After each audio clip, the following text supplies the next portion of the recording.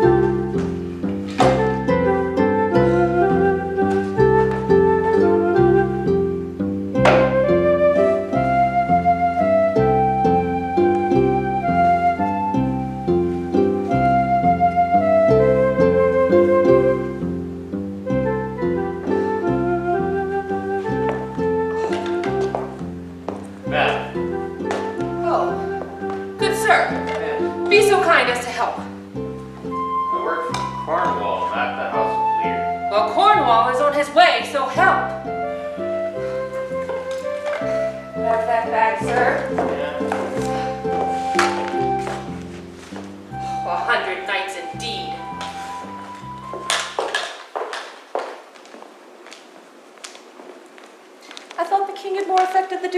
bounty than Cornwall. It did always seem so to us, but in the division of the kingdom, we know not which of the dukes he values most. Is not that your son, my lord? His breeding, madam, hath been in my charge. I have so often blushed to acknowledge him that I'm braced to it. I cannot conceive you. Ah, madam, but his mother could. Where she grew round womb, she had indeed a son for her cradle, ere she had a husband for her bed. Do you smell a fault? I cannot wish the fault undone, the issue of it being so proper. But I have a son, madam, by order of law, some year elder than this, who yet is no dear in my account. Though this knave came something saucily into the world before he was sent for, though his mother fair, there was some good sport in his making, and the horse must be acknowledged. He hath been out for 9 years, and away he shall again. The king is coming.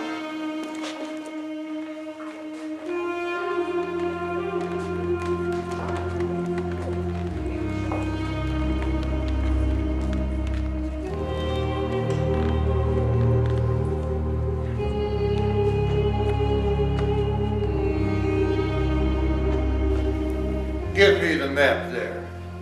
Know that we have divided in 3 our kingdom, and it is our fast intent to shake all care and business from our age, conferring them upon younger strength, while we, unburthened, crawl towards death. Our son of Cornwall, and you are no less loving son of Albany, we have this hour a constant will to publish our daughter's several daughters. Princes, France and Burgundy, great rivals in our youngest daughter's love, are here, have made their amorous sojourn, and here are to be answered. So, tell me, my daughters, which of you can we say loves us most, that we our largest bounty may extend, where nature doth with merit challenge? Gunnar, our eldest born, speak first. Sir, I love you more than word can wield or matter, dearer than eyesight, space, and liberty, beyond what can be valued, rich or rare, no less than life, with grace, health, beauty, and honor, as much as child e'er loved or father found. A love that makes breath poor and speech unable, beyond all manner of so much, I love you. What shall Cordelia speak? Love and be silent. Of all these bounds, even from this line to this, including this fair castle, we make thee lady. To thine and Albany's issues be this perpetual. Now, what says our second daughter, our dearest Regan, wife of Cornwall? I am made of that same self-mettle as my sister, and prize me at her worth. And in my true heart, I find she names my very deed of love. Only she comes too short. That I profess myself an enemy to all other joys, which the most precious square of sense professes. I find myself alone facilitate. And your dear highness, love. To thee and thine hereditary ever remain this ample third of our fair kingdom, no less in space, validity, and pleasure than that conferred upon Goneril. Now, our joy. What can you say to draw a third more opulent than your sisters? Speak. Nothing, my lord. Nothing? Nothing. Nothing will come of nothing. Speak again. Unhappy that I am, I cannot heave my heart into my mouth. I love your majesty according to my bond, no more and no less. Oh, now, Cordelia, mend thy speech a little, lest ye mar thy fortunes. Good my lord, you have begot me, bred me, loved me, and I return those duties back as a right fit. obey you, love you, most honor you. Why hath my sister's husbands, if they say they love you all? Happily, when I shall wed, that Lord whose hand must take my plight shall carry half of my love with him, half of my care and duty. Surely I shall never marry like my sisters. But goes thy heart with this? Aye, my good Lord, So young, so untender. so young, my Lord, and true. Let it be so. Thy truth then will be thy dower. Here I disclaim all my paternal clare, propinquity and property of blood, and as a stranger to my heart and thee, I hold thee from this forever. Be as well neighbored, pitied, and relieved as my sometime daughter. Good my liege. Peace, Kent. Come not between the dragon and his wrath. I loved her most, and sought to let my rest upon her kind nursery. Hence, and avoid my sight. So be my grave my peace, as here I give my father's heart to her. With my other two daughters' dowries, digest the third. Let pride, which she calls plainness, marry her. Royal Lear, who I have ever honored as my king, loved as my father, as my master followed, as my great patron thought on in my prayers. The bow is bent and drawn, made from the shaft. Let it fall rather, though the fork invade the region of my heart. Be Kent unmannerly when Lear is mad. What wouldst thou do, old man? Think'st thou that duty should have dread to speak when power to flattery bows? To plainness, honor's bound when majesty falls to folly. Reserve thy state, and in thy best consideration check this hideous rashness. Thy youngest daughter does not love thee least, nor are those empty-hearted whose low sounds revert no hollowness. Kent, on thy life no more. Thy life I never held but as pawn to wage against thine enemies, nor fear to lose it, thy safety being motive. Out of my sight! See better, Lear, and let me still remain. Now, by Apollo! Dear sir, forbear. Kill thy physician, and thy fee bestow upon the foul disease. Revoke thy gift, or whilst I can vent clamor from my throat, I'll tell thee thou dost evil. Hear me, recreant. On thy allegiance, hear me. That thou hast fought to make us break our vows. 5 days we do allot thee for provisions, to shield thee from the disasters of the world. And on the 6th day, to turn thy hated back on our kingdom. If, on the 10th day, thy banished trump be found in our dominion, the moment is thy death. Away! This will not be revoked. Fare thee well, king. Sith thus thou will appear. Freedom lives hence, and banishment is here. As Kent, oh princess, bids you all adieu. Should shape her old course in a country new.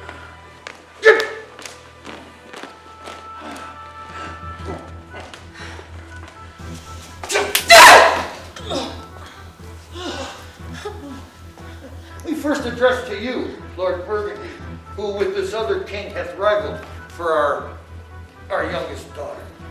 What in the least will you require in present dower with her, or cease your quest of love? Most royal majesty, I crave no more than half your highness offered, nor will he tender less. My dear Lord Burgundy, when she was dear to us, we did hold her so. Now, her price has fallen. There she stands, even with aught that little seeming substance. She's there, she's yours. I know no answer. Will you, with the infirmity she owes, unfriended, new adopted to our hate, dowered with our curse, and strangered by our oath, take her or leave her? Pardon me, royal sir. election makes not up in such conditions. Then leave her, sir. For by the power that made me, I will tell you all her wealth. A wretch whom even nature is ashamed. This is most strange, that he who even but now was your object, the argument of your praise, the balm of your age, the dearest and best, should in this trice of time commit a thing so monstrous, to dismantle so many folds of favor? I yet beseech your majesty to speak in purpose not, since what I will intend is no vicious blot, murder or foulness, no unchaste action or dishonored step that hath deprived me of your grace and favor. Better thou hadst not been born than not to have pleased me better. Is it but this, my lord of Burgundy? What say you to the lady? Love is not love when mingled with regard. Will you have her? She is herself a dowry. Royal king, give but that which yourself propose. And here I'll take Cordelia by the hand, Duchess of Burgundy. Nothing. I have sworn. I am firm. I am sorry then that you have so lost a father. You must lose a husband. Peace be with Burgundy. Since that respect and fortunes are his love, I shall not be his wife. Fairest Cordelia, thou art most rich being poor, most choice forsaken, and most loved despised. Here I take up what is cast away. God's gods, 'tis strange, that even from thy cold neglect, my love should kindle inflamed respect. Thy dowerless daughter king, thrown to my chance, is queen of us and ours, in our fair France. Thou hast her, France. Let her be thine. For we have no such daughter, nor shall we ever see that face of hers again. Therefore, be gone. Noble gentlemen, come.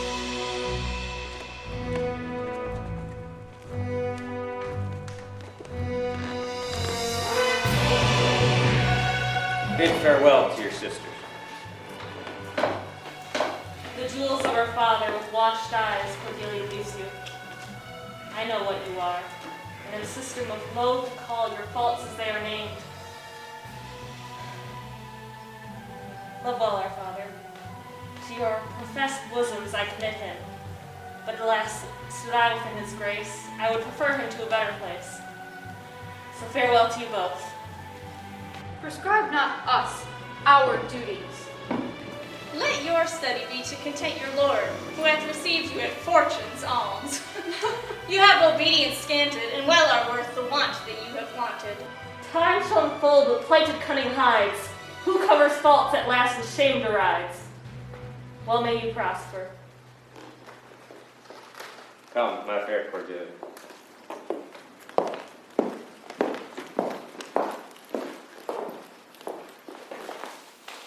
Sister, it is not little I have to say of what most nearly appertains to us both. I think our father will hint tonight. Of a certain, with you and with us next month. You see how full of change his age is. The observation we have made hath been little. He always loved our sister most, and with what poor judgment he hath now cast her off, appears too grossly. 'Tis the infirmity of his age. He most slenderly knows himself. The best and soundest of his time hath been rash. We must then look from his age, therewithal the unruly waywardness that infirm and choleric years bring with them. Such unconstant starts are we likely to have from him, as such from Kent's banishment. There is further compliment of leave-taking between France and him. Pray you let us sit together. If our father carry authority with such disposition as he bears, this last surrender of his will but offend us. We shall further think of it. We must do something, and in the heat.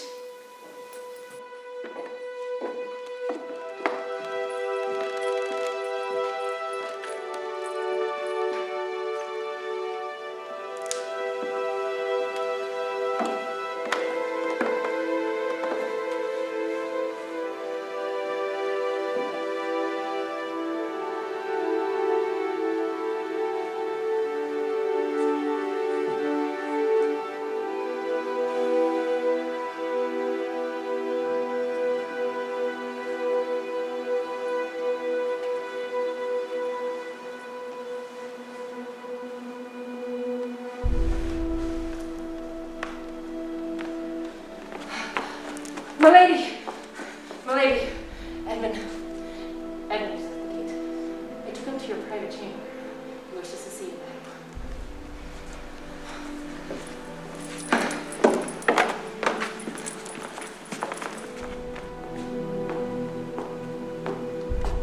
'Tis not much mirth being in the service of a future queen, but being so born of the duty, I was named for it.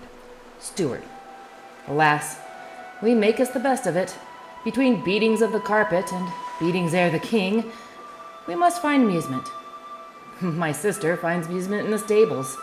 Not with the horses, but with the stallions that care for them. I find sport in the spying of nobles and their games of power. Now, I shan't tell thee of my lord and lady's business, his attempts to bed her complete disinterest. Nay, I speak none of that.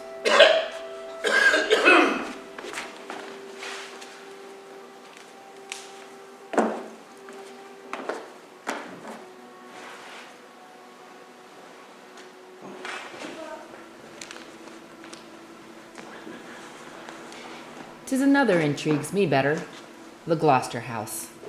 Enter the Earl of Gloucester himself, your typical dog, loyal to the king,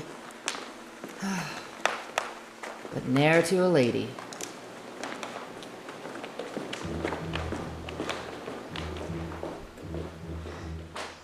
His legitimate son, Edgar.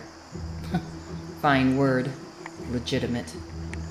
All cares of his future title still fall on the current Earl of Gloucester. Thus, he remains a spoiled dormouse bouncing carefree from bed to bed. Neither father nor son keep my interest. Gloucester's bastard son, though, Edmund, a cunning cat lying in wait if e'er there was, determined to be granted all the lands and power due to the legitimate son. The bastard will use his wit to get that which his birth denied. Which his birth denied. Kent banished thus, France in color parted, the king gone tonight, prescribed his power confined to exhibition. All this done upon the gad.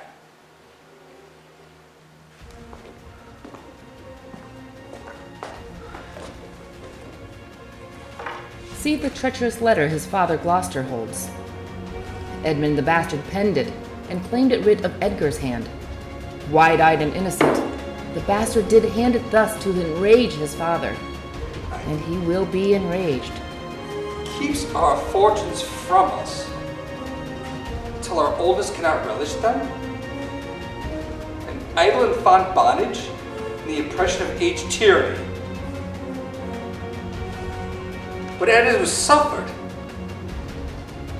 father would sleep till I wake him. You should enjoy half his revenue. Your beloved brother, Edgar. Conspiracy? Sleep till I wake him. You should enjoy half his revenue. My son Edgar, had he hand to write this? A heart and brain to breed it in?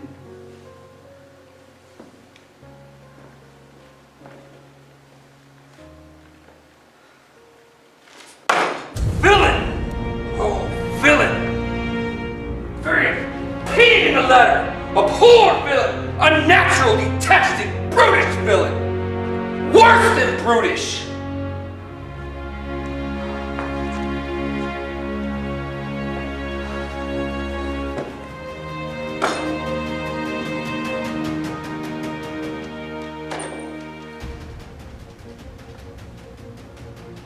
Love cools. Friendships fall off. Brothers divide.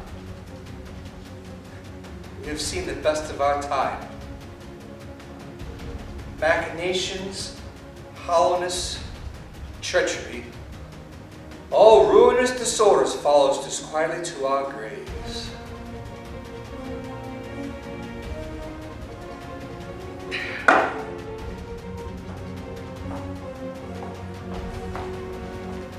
While the dog chases his tail, a game of cat and mouse is played. How now, Brother Edmund? What serious contemplations are you in?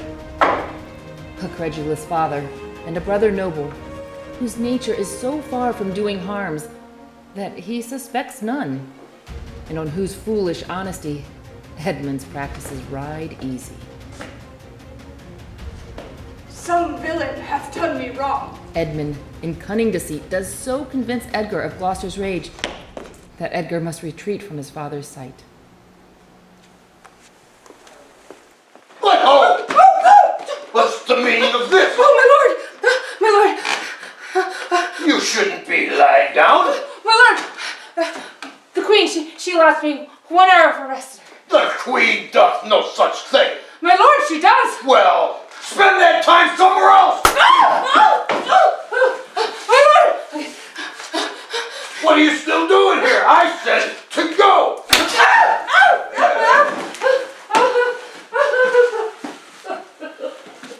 I need to rest and think. Did my father strike my gentlewoman for chiding of his fool? Aye, madam. By day and night he wrongs me. Every hour he flashes into one gross crime or other that sets us all at odds. I'll not endure it. When he returns from hunting, I will not speak with him. Say I'm sick. Put on what weary negligence you please, you and your fellows. I'd have it come to question. If he distaste it, let him to my sister, whose mind and mine I know in that are one. Remember what I have said. Well, madam. And let his knights have colder looks among you yet. What grows of it, no matter. Advise your fellows so. I'll ride straight to my sister to hold my course. Prepare for dinner.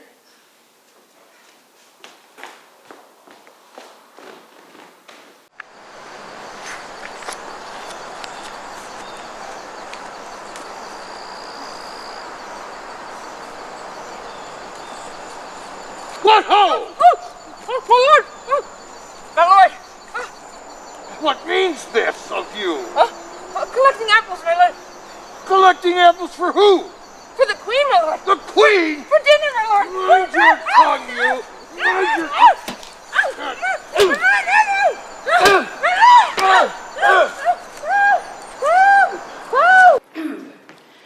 If, but as will I other accents borrow that can my speech diffuse, my good intent may carry through itself to that full issue for which I raised my likeness. Now, banished Kent, if thou canst serve where thou dost stand condemned, so may it come thy master whom thou lovest shall find thee full of labors.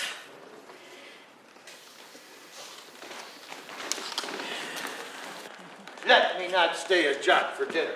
Get it ready. What art thou? None, sir. What dost thou profess? What wouldest thou with us? I do profess to be no less than I seem, to serve him truly that will put me in trust, to love him that is honest, to converse with him that is wise and says little, to fear judgment, to fight when I cannot choose, and to eat no fish. What art thou? Very honest-hearted fellow, and as poor as the king. If thou be as poor for a subject as he is for a king, thou art poor enough. What wouldest thou? Service. Who wouldest thou serve? You. Dost thou know me, man? No, sir. But you have that in your countenance which I would fain call master. What's that? Authority. What services canst thou do? I can keep honest counsel, ride, run, mar a curious tale of telling it, and deliver a plain message bluntly. That which ordinary men are fit for, I am qualified in, and the best of me is diligence. How old art thou? Not so young, sir, as to love a woman for singing, nor so old as to dote on her for anything. I have years on my back, 48. Follow me. Thou shalt serve me, and if I like thee no worse after dinner, I will not part with thee yet. Dinner? Oh, dinner. Where's my knave, my fool? Go you, call my fool hither. You, Sirrah, Sirrah, where's my daughter? please you. What says the fellow there? Call the clodpole back. Oh, where's my fool? He thinks the world is asleep. Tell him now. Where's that mongrel? She says, my lord, your daughter is not well. How come not the slave came back to me when I called her? Sir, she answered me in the roundest manner. She would not. Would not? No, my lord, there's a great abatement of kindness appears as well, in the general dependence, in the Duke himself, and also your daughters. And thou sayest so. I beseech you pardon me, my lord, if I be mistaken, for my duty cannot be silent when I think your highness wronged. Thou rememberest me of mine own conception. I detect a faint hint of neglect, but I will look further into it. For now, where's my fool? I have not seen her these 2 days. Sir, since my young lady is going into France, the fool has marched pined away. No more of that. I've noted it well. You, go tell my daughter I will speak with you. And you, go call my fool hither. And you, sir, come you hither. What's my name, sir? Or who am I, sir? My lady's father, sir. My lady's father, my lord's name? You whoresome dog, you slave, you cur! I am none of these names, my lord. I beseech you. Then he looks at me, you rascal! I'll not be stricken, my lord. Nor trip neither, you base football player. I thank thee, fellow. Thou hast served me well, and I'll love thee. Take heed, sirrah! The whip! Hit the whip! Truth the dog must be kennelled. He must be whipped out, and the lady in brought must stand by the fire and stink. Oh, a petulant Gaul to me. Sit, I'll teach thee a speech. Do. Mark it, Knuckle. Have more than thou showest. Speak less than thou knowest. Lend less than thou owest. Ride more than thou goest. Set less than thou throwest. Learn more than thou trowest. Leave thy drink and thy whore, and keep and adore, and thou shalt have more than 2 tens to a score. This is nothing, fool. Well, 'tis like the breath of an unfeed lawyer. You gave him nothing for it. Canst thou make no use of nothing, Uncle? Well, why no, boy. Nothing can be made out of nothing. Prithee tell him. So much the rent of his land comes to. You would not believe a fool. A bitter fool. Dost thou know the difference, my boy, between a bitter fool and a sweet one? No, lass. Teach us. Knuckle, give me an egg. I'll give him 2 crowns. What 2 crowns shall they be? Well, after I have cut the egg in the middle and eaten the meat, the 2 crowns of the egg. When thou clovest thy crown in the middle and gavest away both parts, thou dorest thine ass on the back of the dirt. Thou hast little time wit in thy gold crown when they gavest thy golden one away.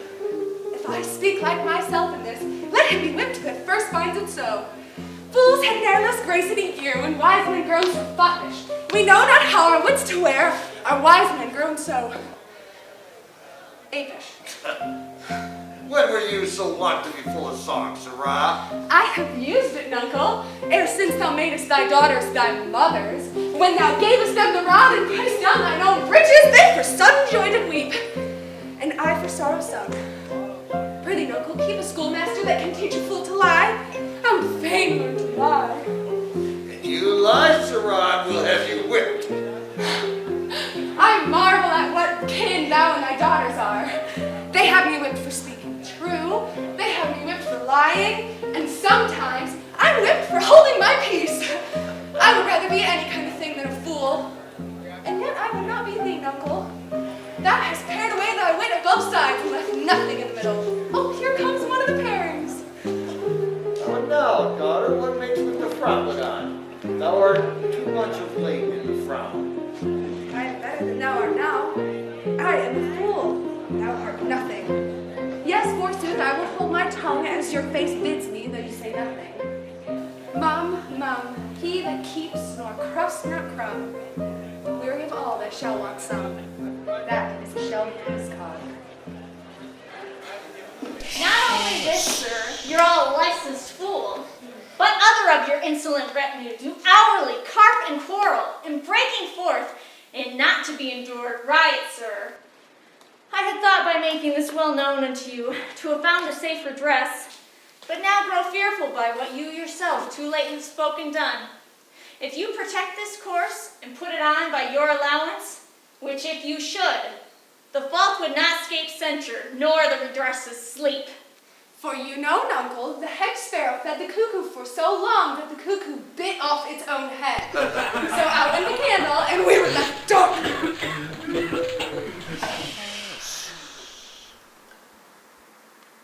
Are you our daughter? I would you would make good use of your wisdom, of which I know you are fraught, and put away these dispositions which transport you from what you rightly are. May not an ass know when the cart draws the horse? Oh, whoop, Jug, I love thee. Does any here know me? This is not Lear. Does Lear talk thus? Does Lear walk thus? Who can I say does know me? Lear's shadow.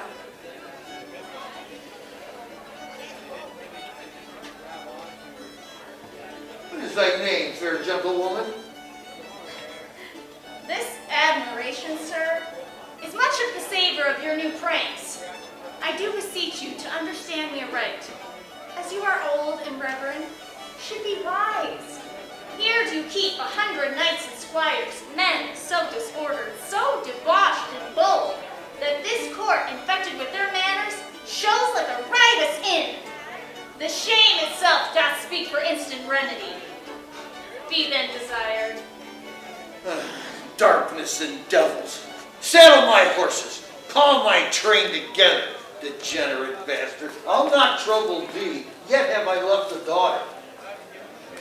You strike my servants, and your disordered rabble make servants of their betters. Oh, whoa, that too late repents? Is it your will? Speak, sir. Gather my horses.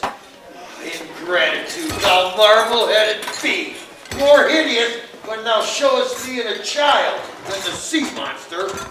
Pray, sir, be patient. Detested kite, thou liest! My train are men of choice and rarest parts. Oh, Lear, Lear, Lear! Beat at this gate and let thy folly in and thy dear judgment out. Go, go, my people. My lord, I am guiltless, as I am innocent of what hath moved you. That may be so. Here, nature, here, dear goddess, here. Suspend thy purpose if thou didst intend to make this creature fruitful. Into her womb convey sterility. Dry up in her the organs of increase, and from her derogate body never let spring a babe to honor her. If she must teen, let her child be made of spleen, that it may live to be a thwarted, disnatured torment upon her. Let it stamp wrinkles on her brow of youth. Let cadent tears track channels in her cheeks. Take all her mother's pains and benefits and turn them to laughter and contempt, so that she may feel how sharper than a serpent's tooth it is to have a thankless child. Away! Away!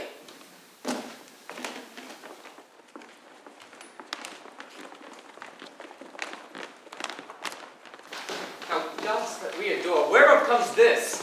Never afflict yourself to know more of it. But let his disposition have that scope as dotage gives it. What? 50 of my train? Dismissed in a clap within a fortnight? What's the matter, sir? I'll tell thee. Life and death. I am ashamed that thou hast the power to shape my manhood thus. that these tears that break from me perforce should make thee worth it.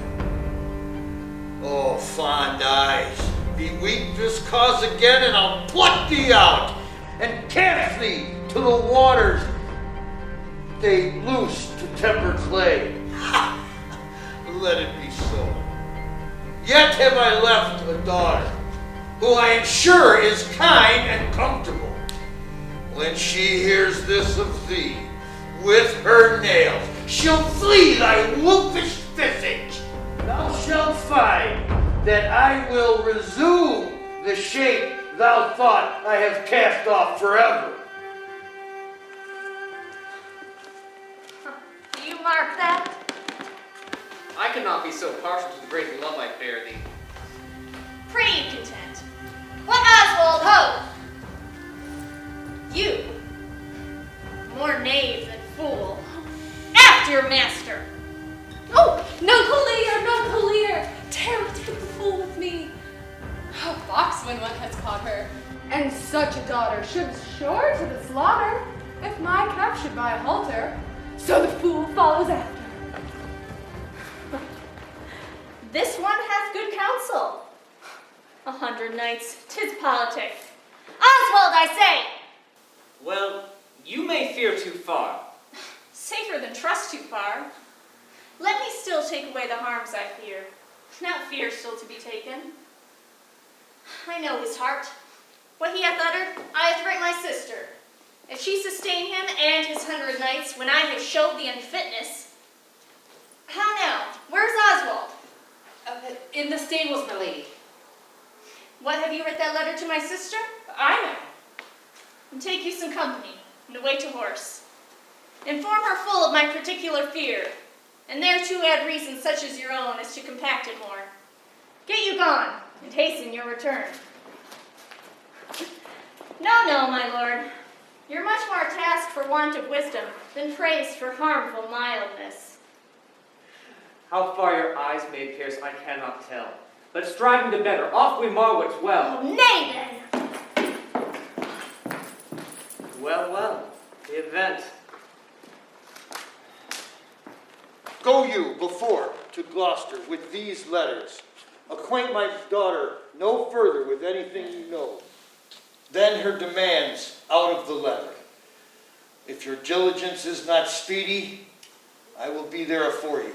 I will not sleep, my lord, till I have delivered your letters. If a man's brains were in his heels, were it not be in danger of kibes? Aye, boy. Then I prithee be merry. Thy wit shall not go slipshod. Shalt see thy daughters kindly. Though she tastes as like this as a crab does to an apple, yet I can tell what I can tell. What canst thou tell, boy? She will taste as like this as a crab does to a crab. Canst thou tell why one's nose stands in the middle of one's face? No. Why, to keep one's eyes on either side of one's nose. For what he cannot smell out, he may spy into. I did her wrong.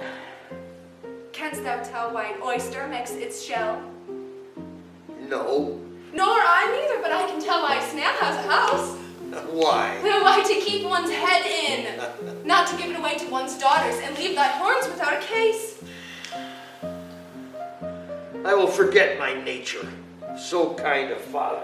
Oh, be my horses ready? Thy asses are gone about. The reason 7 stars are no more than 7 is a pretty reason. Because they are not eat. Oh, yes! Thou wouldst made a good fool. If thou were my fool, Nuncle, I'd have thee beaten for being old before thy time. How's that? Thou canst been old until thou hast been wise. Oh, let me not be mad.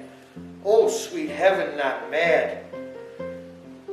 Keep me in temper, that I should not be mad. Are my horses ready? Ready, my lord. Come, boy. She that's a maid now and laughs at my departure, shall not be a maid long, lest things be cut shorter.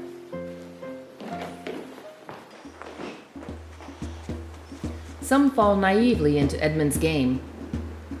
Hence is Kieran, loyal to Gloucester and the king, unknowingly gives more armament to the rising sun. And yours, sir.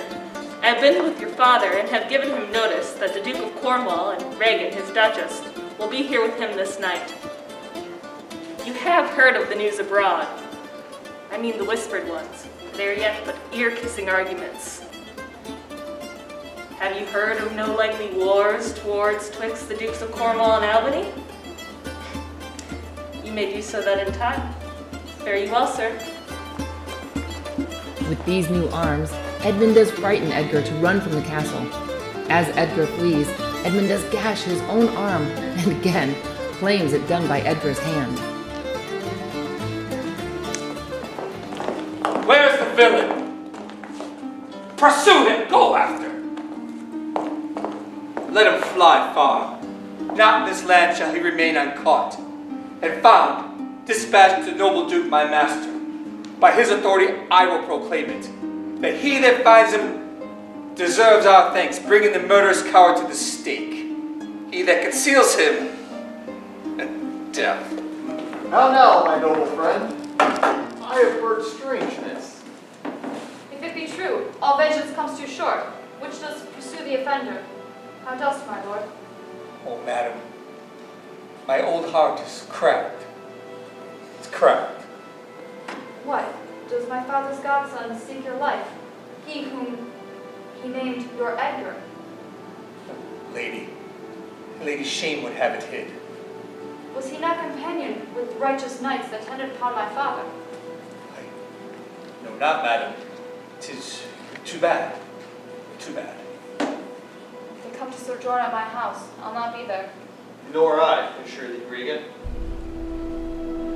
My father, he hath writ, so hath my sister, of differences which lay comforts to your bosom, and bestow needful counsel to our businesses, which craves the instant use. I serve you, madam. Your graces are right welcome. I heard myself proclaimed, but by the happy hollow of a tree escaped the hunt. My port is safe, no place. That guard and most unusual vigilance does not attend my taking. Whilst I may escape, I will preserve myself, and am thought to take the basest and most poorest shape that ever perjuring contempt of man brought near to beast. My face I'll grime with filth, blanket my loins, else all my hairs in knots, and with presented nakedness outface the winds and persecutions of the sky. The country hath given me proof and precedent of bedlam beggars, who with roaring voices strike their numbed and mortified arms, pins, wooden pricks, nails, sprigs of rosemary. And with this horrible object, from poor low farms, poor pelting villages, sheep's coats and mills, sometimes with lunatic bands, sometimes with prayer, enforce their charity. Poor Turtley God, poor Tom. But something yet. Edgar, I nothing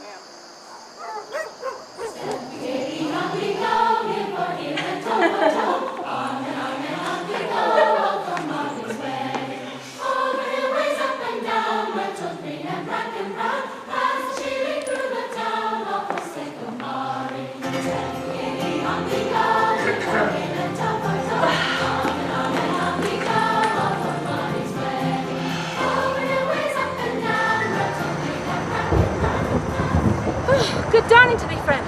Art of this house? Aye. Where may we set our horses? In the mire. Prithee, if thou lovest me, tell me. I love thee not. Well, then I care not for thee. Why, thee in a looks very pinfold I can make thee care for me. Why dost thou abuse me thus? I know thee not. Fellow, I know thee. What dost thou know me for?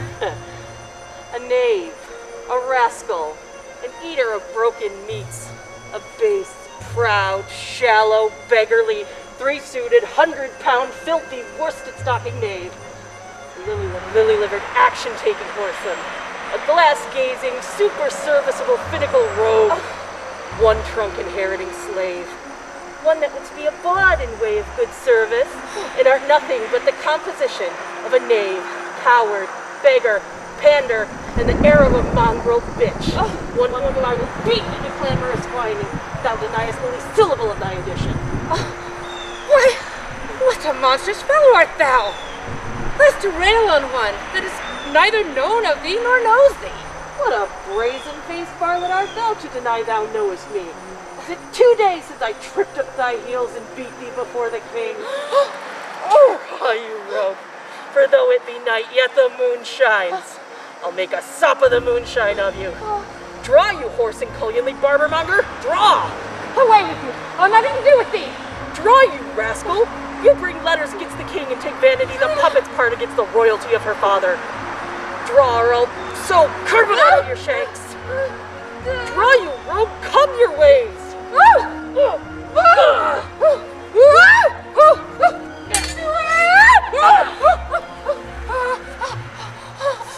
Draw, you rogue! Stand, rogue! Stand! Help! Help! Help! Oh no! What's the matter? Hark! With you, Goodman boy, please. Come on, flesh. Come on, you monster. Methods, arms, what is the matter here? Keep peace upon your lives. He dies that strikes again. The messengers from the king and our sister. What is the matter? Speak. I am scarce of breath, my lord. No marvel you have so bestirred your valor. You cowardly rascal. Nature disclaims in thee. A tailor made thee. That art. Strange fellow. A tailor make a man? A tailor, sir. Stonecutter or a painter could not have made her so ill, though they'd been but 2 years of the trade. Speak! How grow your quarrel? This ancient ruffian, sir, whose life I spared, suit of his grey beard. Thou whoreson Zed, thou unnecessary letter. My lord, if you would give me leave, I would tread this unbolted villain into mortar and dog the wall of a jakes with her.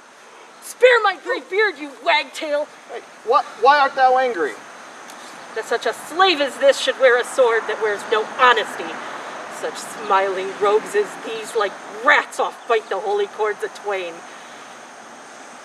A plague upon your epileptic visage! Smile you my speeches as I were a fool. Goose, if I had you upon Sarum Plain, I'd drag you cackling home to Camelot! I'll fell you out. Say that. The contraries hold more antipathy than I in such a knave. Why dost thou call her knave? What is her fault? Her countenance likes me not. No more perchance does mine, nor his, nor hers. Sir, 'tis my occupation to be plain. I've seen better faces in my time than stands on any shoulder that I see before me in this instant. You are some fellow. You have been praised for your bluntness. Doth affect a saucy roughness. An honest mind and plain must hold the truth. Sir, in good faith, in sincere verity, under the allowance of your great aspect, was influenced like the wreath of radiant fire on flickering Phoebus' front. What meanest by this? To go out of my accent, which you discommend so much. She that beguiled you in a plain accent was a plain knave, which for my part I will not be, though I should earn you displeasure to entreat me to it. What was the offense you gave him? I gave him none, my lord.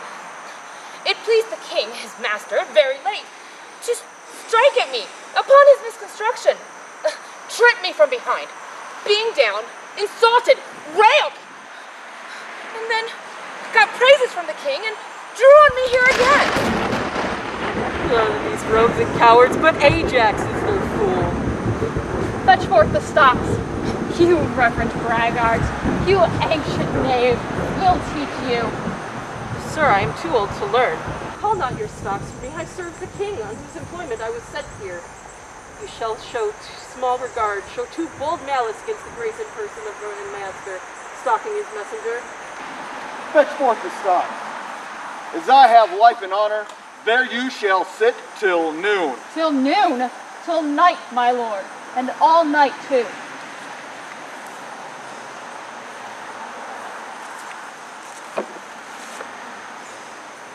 Madam, if I were your father's dog, you would not use me thus. But being his knave, I will. Let me beseech your grace not to do so. The king his master needs must take it ill, if he so slightly valued in his messenger should have him thus restrained. Our sister will take it much more worse, having her messenger abused, assaulted. Come, my lady, away. I am sorry for you, friend. It is the Duke's pleasure. His disposition all the world knows cannot be rubbed nor stopped. I'll entreat for thee. Pray, do not. I have watched and traveled hard. Sometime I shall sleep out, the rest I'll whistle. A man's fortune may grow out at heels. Bid you good morrow. The Duke's to blame in this. 'Twill be ill taken.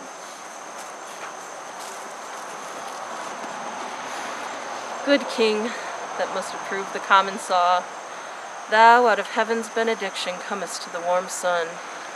Approach, thou beacon, to this underglobe, that by thy comfortable beams I may peruse my letter. Nothing almost sees miracles but misery. I know 'tis from Cordelia, who hath most fortunately been informed of my obscured course. Take vantage, heavy eyes, not to behold this shameful lodging. Fortune, good night. Smile once more. Turn thy wheel.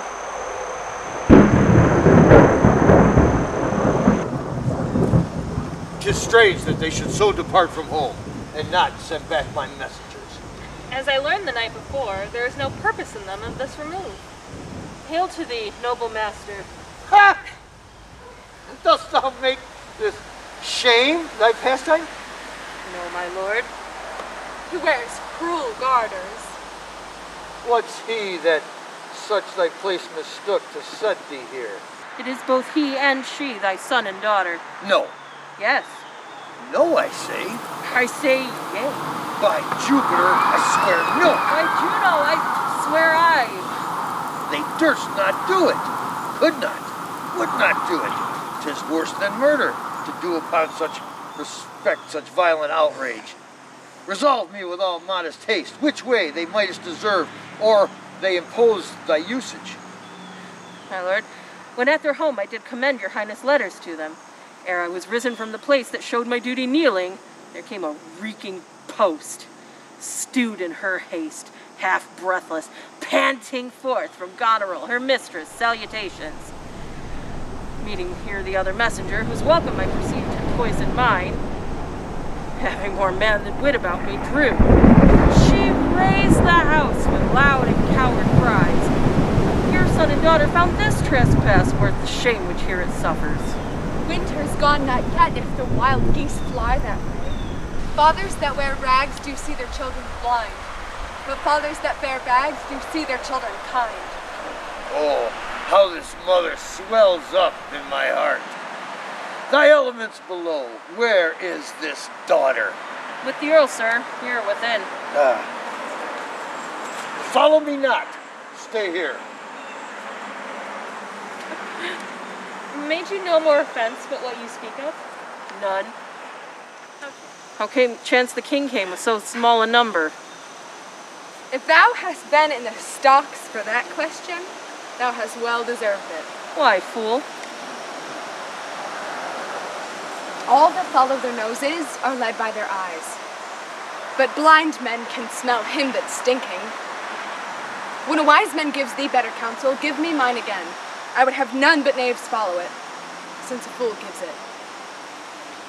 That, sir, which serves and seeks for gain, and follows but for some, will pack when it begins to rain, and leave thee in the storm. But I will tarry. The fool will stay, and let the wise man fly. The knave turns fool that runs away. The fool no knave could die. Where learned you this, fool? Not in the stocks, fool. denied to speak with me. They are sick, they are weary, they've traveled all the night. Fetch me a better answer. Good Lord, you know the fiery quality of the Duke, and how unremovable and fixed he is in his own course. Vengeance, death, plague, consumption. Fiery, what quality? I know what. I'd speak with the Duke of Cornwall and his wife. My good Lord, I have informed them so. Informed them? Dost thou understand me, man? Aye, sir. Tell the Duke, the King would speak with the Duke, the dear father would with his daughter speak. Are they informed of this? My breath and blood, fiery, the fiery Duke. Go tell the hot Duke. Go tell the Duke and his wife I'd speak with them now, presently. Bid them come forth and hear me, or at their chamber door I will beat the drum till it cry, sleep to death to sleep. I would all well betwixt you. Oh, my heart. Rising heart. Cry to it, Nuncle, as the cockney did to the eels when she put them in the paste alive. She napped them on the coxswains with a stick. Ah! Good morrow to you both. Hello, Your Grace. Glad to see your Highness. Regan, I think you are. Oh, beloved Regan, thou sister's not. She hath tied untooth kindness like a vulture. Here, I can scarce speak with thee. Thou wilt not believe what such deprived quality, O Regan. Good sir, take patience. I say, how is that? You have restrained the riots of your followers. 'Tis on such ground that clears her from all blame.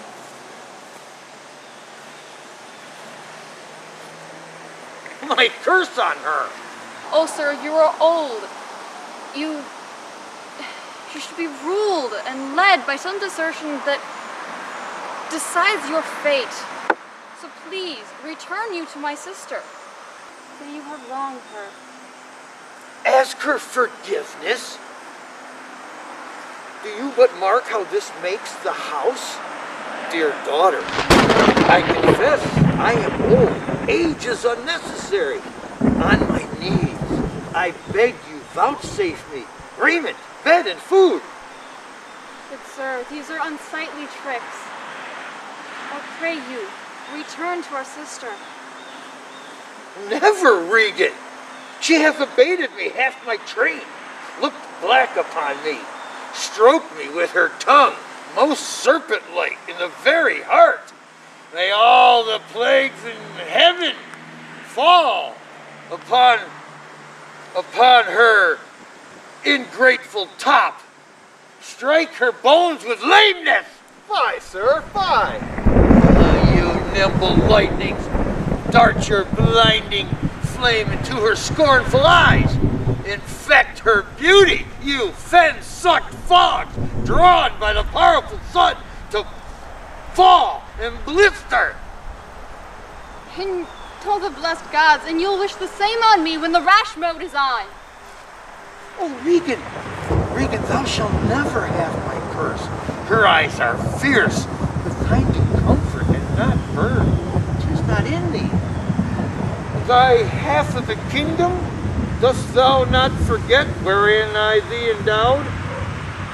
Good sir, to the purpose. Who put my man in the stocks? What trumpet's that? It's my sister's. I know it. Well, It's your sister come.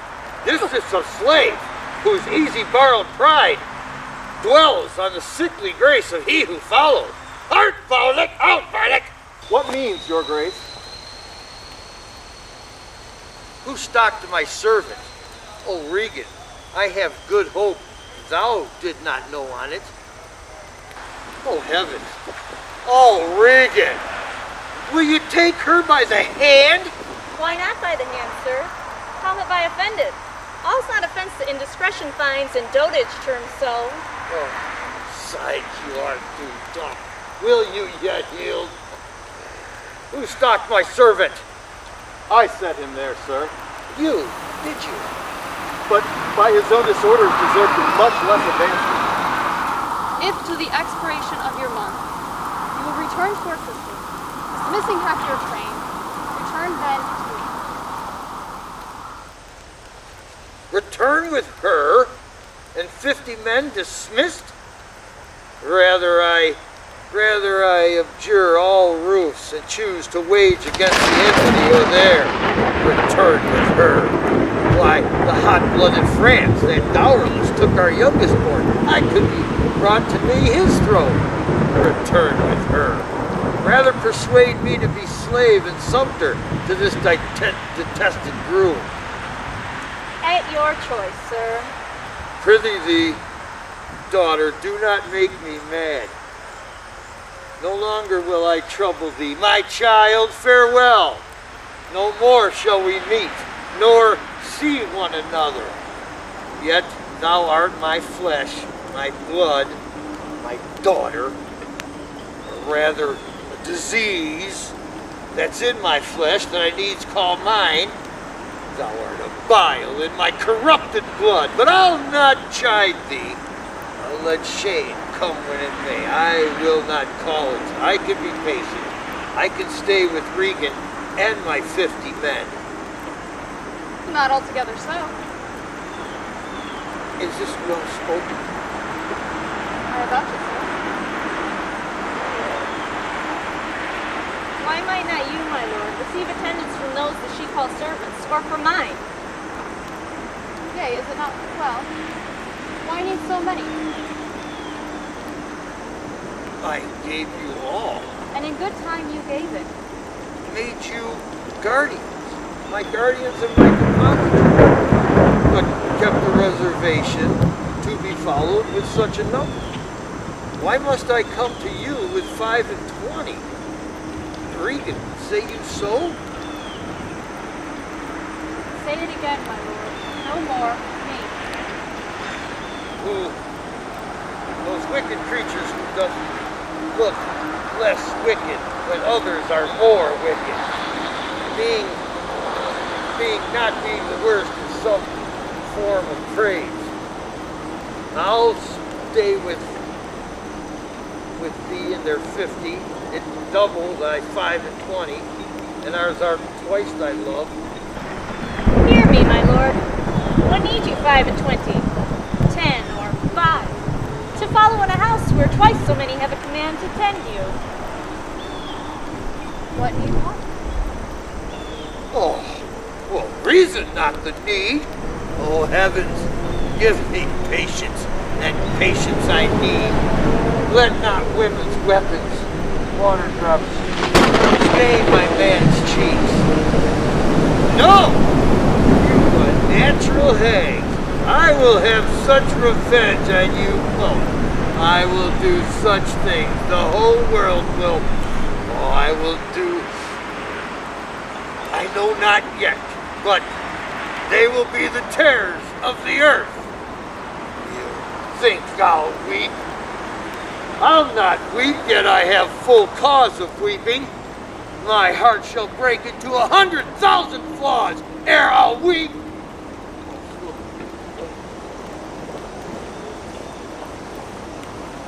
Let us withdraw. It will be a storm. This house is small. The old man and his people will not be well bestowed. 'Tis his own blame hath put himself in rest, and must needs taste his folly. I'll take him gladly, and not one follower. So my purpose. Now where is my lord of Gloucester? Follow the old man forth. He has returned.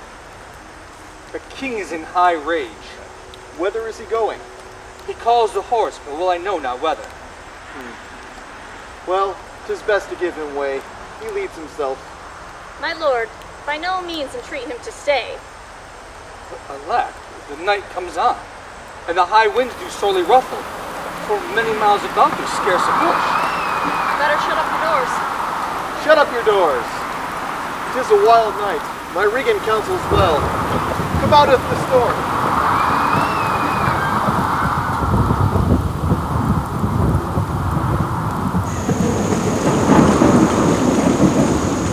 Who's there?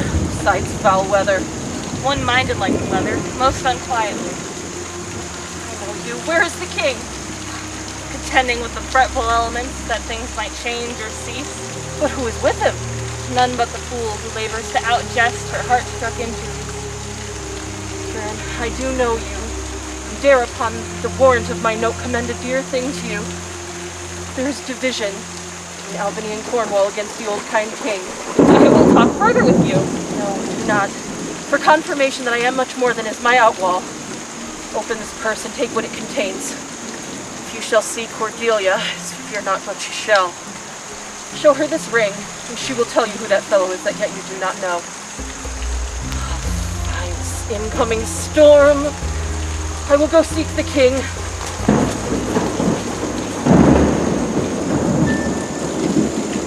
Blow, winds, and crack your cheeks. Rain, blow until you've drenched the steeples, drowned our cock. You sulphurous, all executing fire, singe my white head. Thou all shaking thunder, crack nature's mold. All germain spill at once and make ungrateful man. Nuncle! Pour holy water in a dried house is better than this rainwater outdoor. Good nuncle, in! Ask thy daughter's blessing. Here's a night that pities neither wise men nor fools. Rumble thy belly full! Ha ha! Spitfire! Spout rain! Nor rain, wind, thunder, fire are my children. I taxed you not, you elements, with unkindness. Never gave you kingdom, called you children. You owe me no subscription, then let fall your horrible pleasure. I stand here your slave, a poor, infirm, weak, and despised old man. Who's there?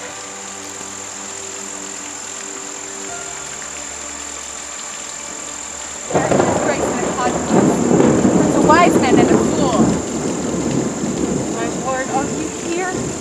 Things that love night love not such nights as these. The wrathful skies gallow the very wanderers of the dark and make them keep their caves. Let the great gods that keep this dreadful putter o'er our heads find out their enemy now.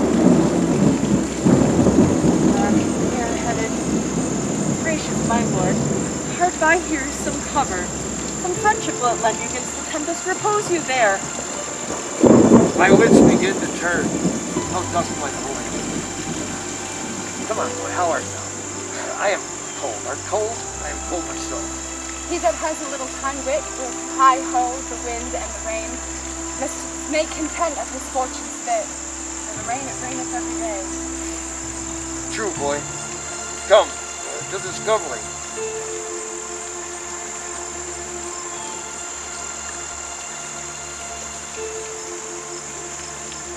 When priests are more in word than matter, when brewers mar their malt with water, when nobles are their tailors' tutors, no heretics burn, but wenches suitors, when every case in law is right, no squire in debt, nor no poor knight, when slanders do not come in tongues, nor cut purses come not to throngs, when users tell their gold in the field, and bawds and whores do churches build, then shall the realm of Albion come to great confusion. This a prophecy Merlin shall make, for I live before his time.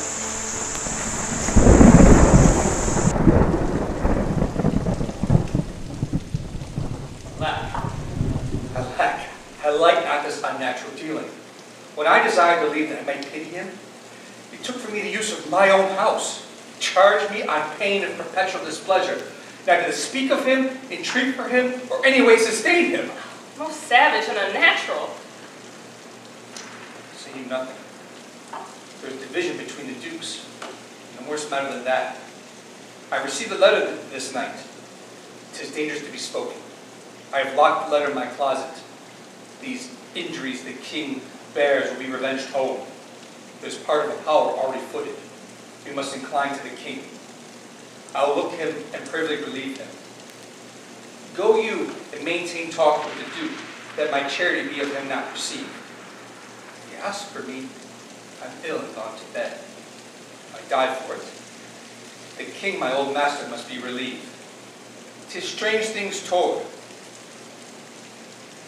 Pray you be careful.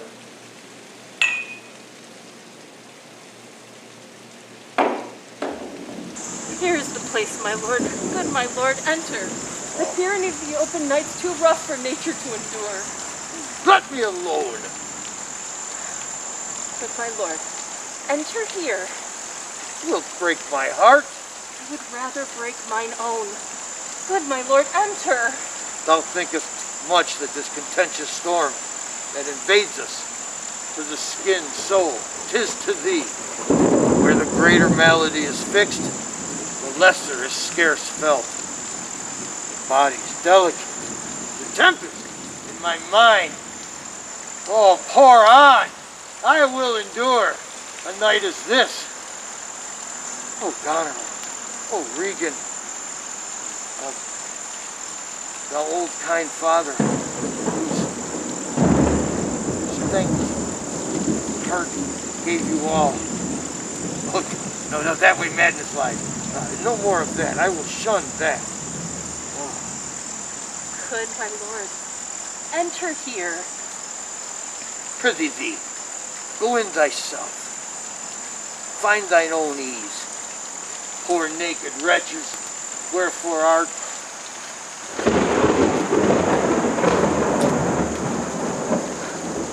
pelting of this pitiless storm?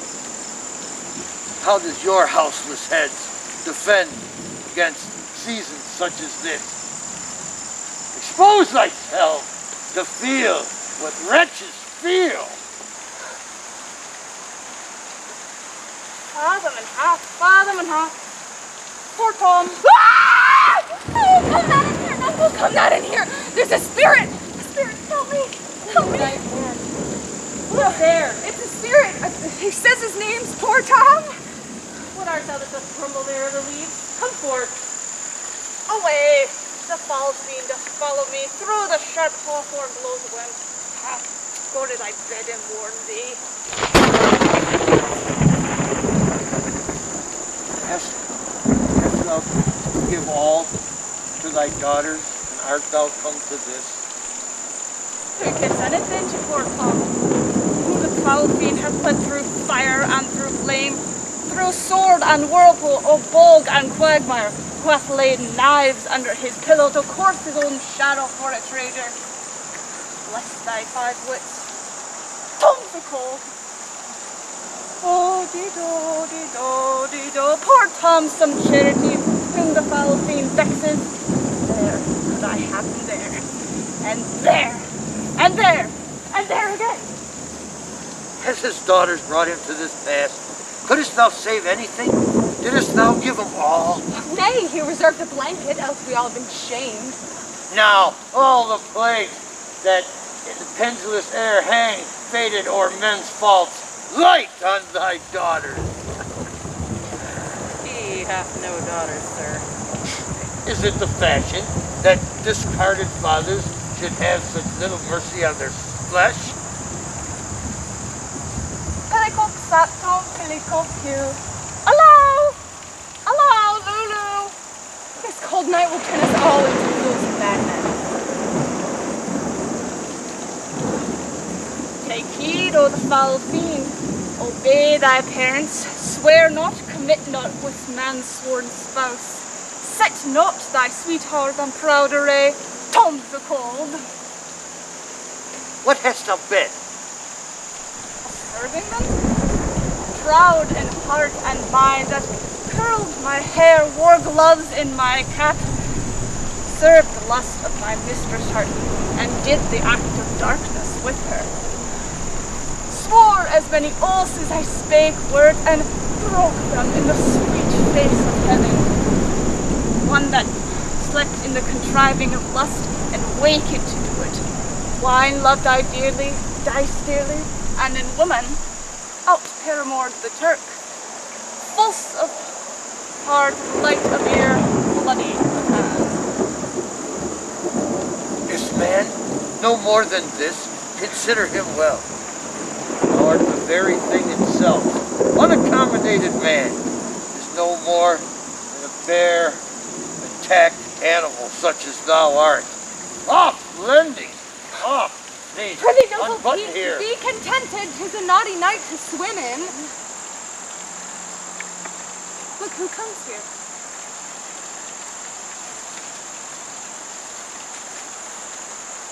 This is the foul flutter to give it.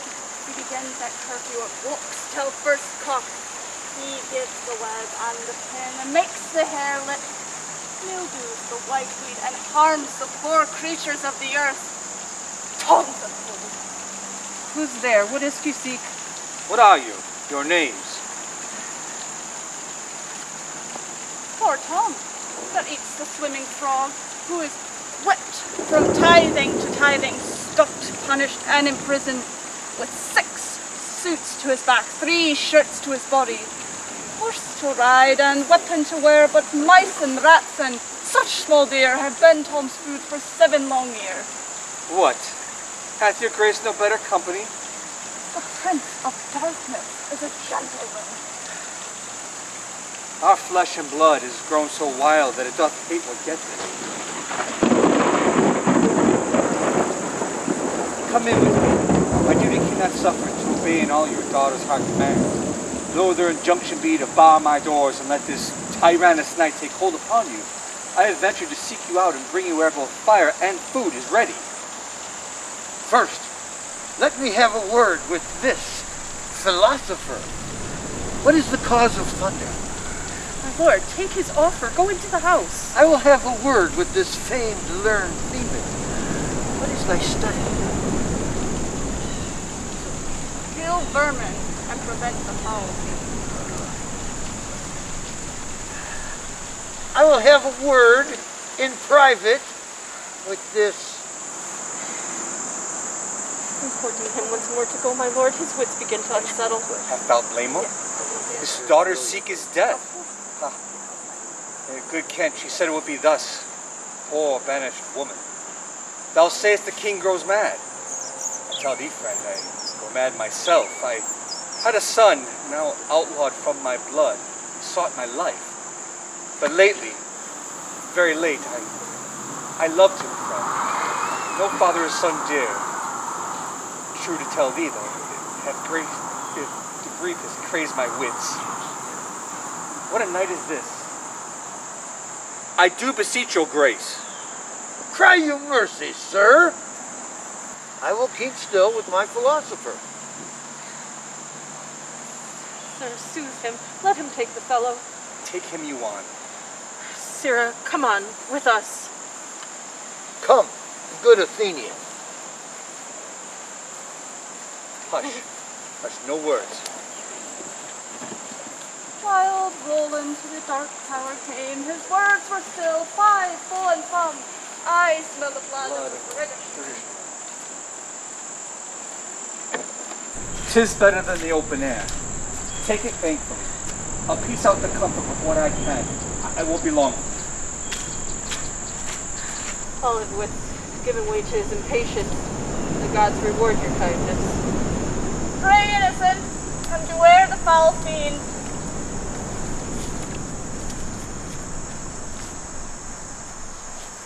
Prithee, uncle, tell me whether a madman be a gentleman or a yeoman. A king. A king. No, he's a yeoman that sees his son a gentleman before him. Oh, pity. Look. See all the dogs? Trey and Blanche and Sweetie? See how they bark at me? Tom will throw his head at them, for with throwing thus my head, dogs let the hatch and all are fled. Then let them anatomize Regan. Let them see what breeds about her heart, if there is some cause in nature for these hard hearts. I entertain for one of my 100, but I do not like the fashion of your garments. You will say they are Persian, but let them be changed. My lord, lie back and rest a while. Make no noise. Make no noise. Draw the curtains. So we'll go to supper in the morning. And I'll go to bed at noon. Here, hither, fellow. Where's the king, my master? Here, sir, but his wits have turned. Good friend, I've overheard a plot of death upon him. There's a litter ready. Lie a minute, and drive toward Dover, where thou shalt meet both welcome and protection. Take up thy master, and come with me. To some provision will give quick conduct. Come away.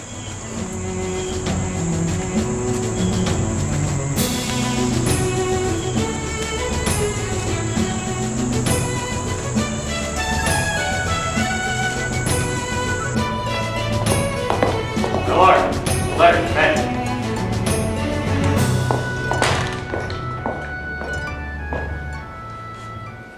Post speedily.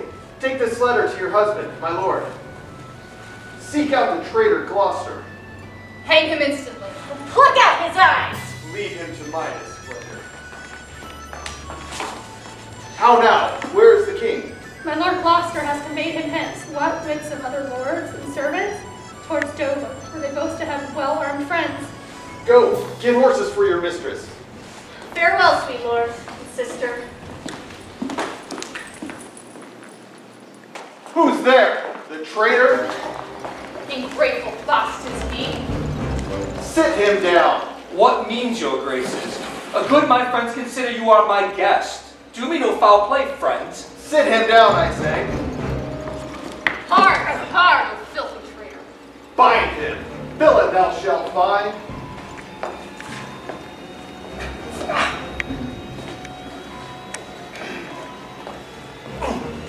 By the kind gods, 'tis most ignobly done to pluck me by the beard. So white and such a traitor. Naughty lady, these hairs which thou dost ravish from my chin will quicken and accuse thee. I am your host. With robbers' hands, my hospitable favors, you should not ruffle thus. What will you do? Come, sir. What letters have you late from France? Be simple to answer, for we know the truth. And what confederacy do you have with those late-footed in the kingdom? To who have you sent the lunatic king? Speak. I've received a letter guestly set down that came from one of a neutral heart, and not from one opposed. Cunning. And false. Where hast thou sent the king? To Dover. Wherefore to Dover? Wast thou not charged at peril? Wherefore to Dover? Let him answer that. I am tied to the stake, and I must stand the course. Wherefore to Dover? Because I would not see thy cruel nails pluck out his poor old eyes, nor thy fierce sister in his anointed flesh stick boarish fangs. If wolves had at thy gate howled that stern time, thou shouldst have said, good porter, turn the key. All cruels else subscribe. I will see the winged vengeance overtake such children. See if thou shalt never upon these eyes of thine, I'll set my foot.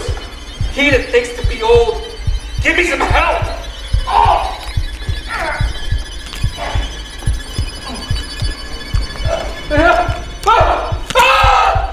Oh, cruel, oh, you gods!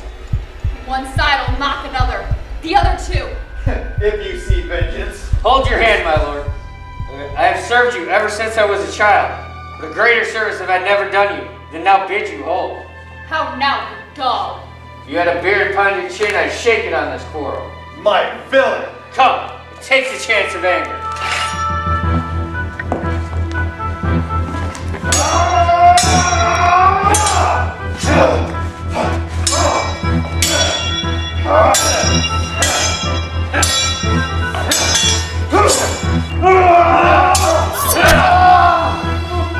Give me thy sword! A peasant stands up thus!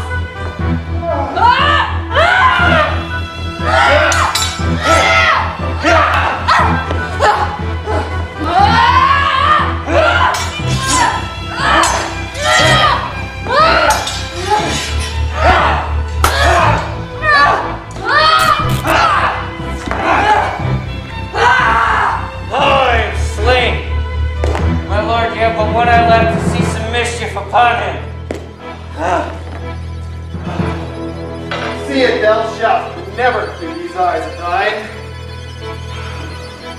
Where's thy luster now?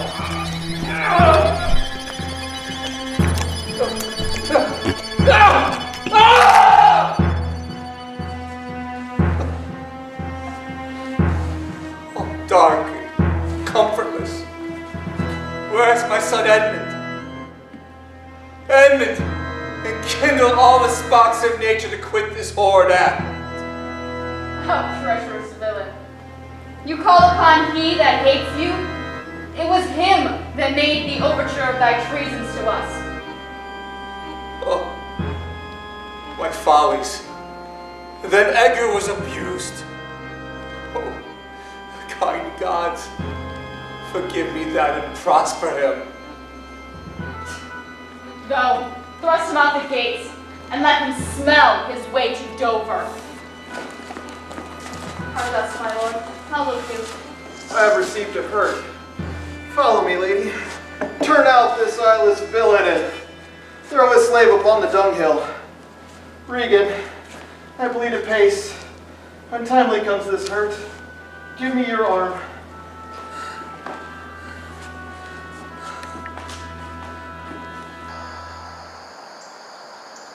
Yet better thus, and known to be contemned, than still contemned and flattered to be worst.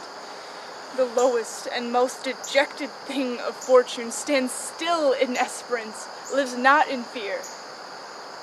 The lamentable change is from the best. The worst returns to laughter. Welcome then, thou unsubstantial air that I embrace. The wretch that thou hast blown unto the worst owes nothing to thy blasts. But who comes here? My father? Poorly led? Oh, my good lord, I have been your tenant, and your father's tenant, these 80 years. Away. Get thee away. Be gone, friend. Thy comforts can do me no good at all. Thee they may hurt. You cannot see your way. I have no way, and therefore want no eyes. I stumbled when I saw. Often it is seen our means secure us, and our mere defects prove our commodities. Oh, dear son Edgar. Might I but live to see thee in my touch, I'd say I had eyes again. How now? Who's there? Oh, gods, who is it can say that I am at the worst? I am worse than e'er I was. 'Tis poor Madtown. Is it a beggar man? Madman and beggar too. He has some reason, else he would not beg. In the last night's storm, I such a fellow saw, which made me think a man. A worm. My son then came into my mind, yet my mind was scarce friends with him. I've heard more since. As flies to wanton boys, are we to the gods. They kill us for their sport. That is a trade that must play fool to sorrow, angering itself and others. Bless thee, master. That a naked fellow? Aye, sir. Get thee away. Do it for my sake. Thou wilt overtake us hence, or a mile or twain. Either way toward Dover. Do it for ancient love, and bring some covering for this naked soul, which I'll entreat to lead me. Alack, sir, he is mad. 'Tis the time's plague, when madmen lead the blind. Do as I bid thee, or rather do thy pleasure. Above their heads to be gone. I'll bring him the best peril I have. Come on, Woodville. Sirrah, good fellow. Poor Tom's a cold. Cannot dog it further. Come here, fellow. But I must. Lest thy sweet eyes they bleed. Knowest thou the way to Dover? Both stile and gate, horseway and footpath, poor Tom hath been scared out of his good wits. Bless thee, good man's son, from the foul fiend. Here is a purse. Thou whom the heavens' plagues have humbled so to their commodities, that man may have enough, that I and the wretched makes thee the happier. Let the superfluous and lusted-dieted man that slaves your ordinance, that will not see, because he does not feel, feel your power quickly. Dost thou know Dover? Aye, master. There is a cliff whose high and bending head looks fearfully in the confined deep. Bring me to the very brim of it, and I'll repair the misery thou dost bear with something rich about me. From that place I shall know leading me. Give me thy arm. Poor Tom shall lead thee.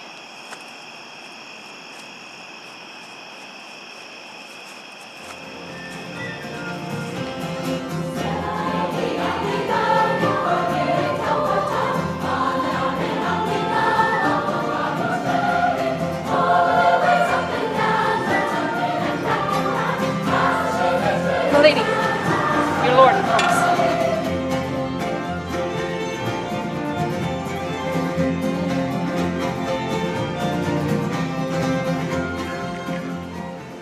I marvel our mild husband not met us on the way. Now, where's your master?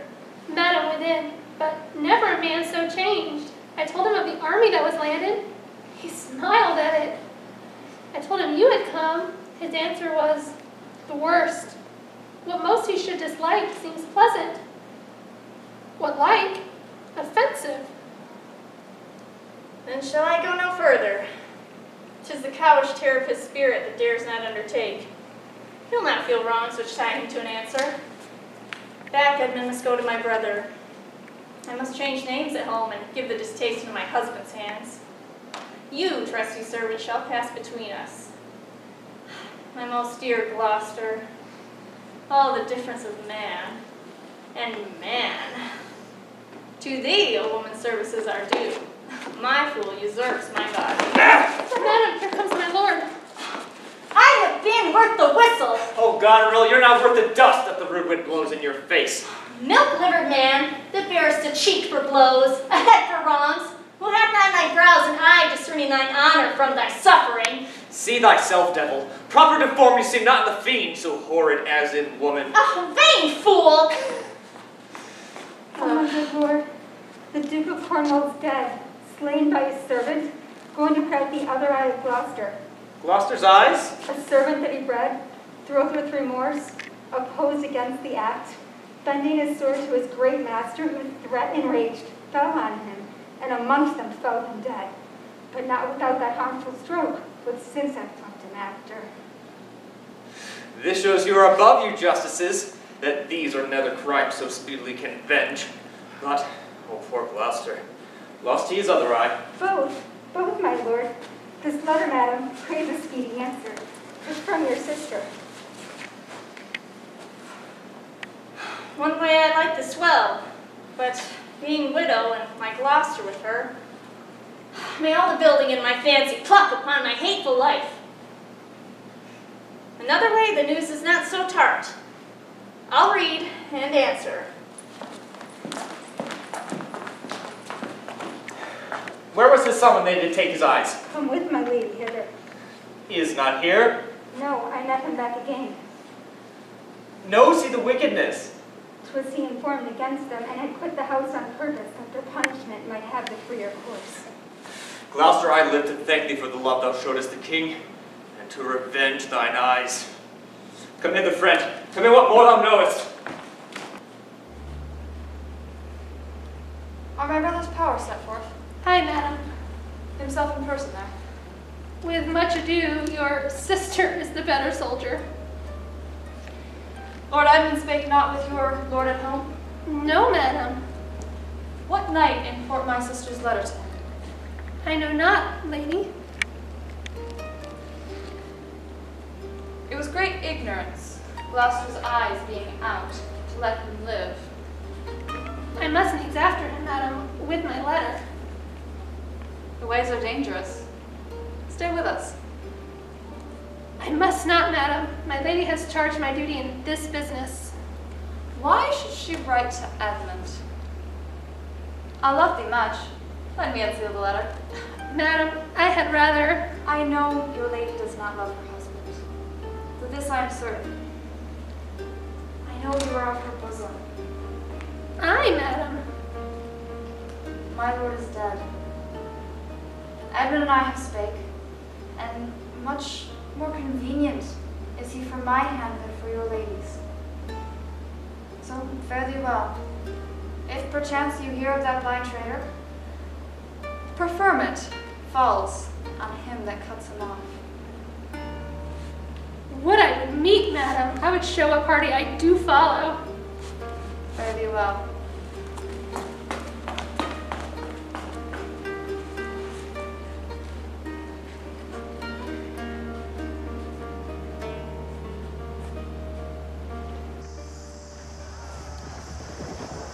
Alack, 'tis he.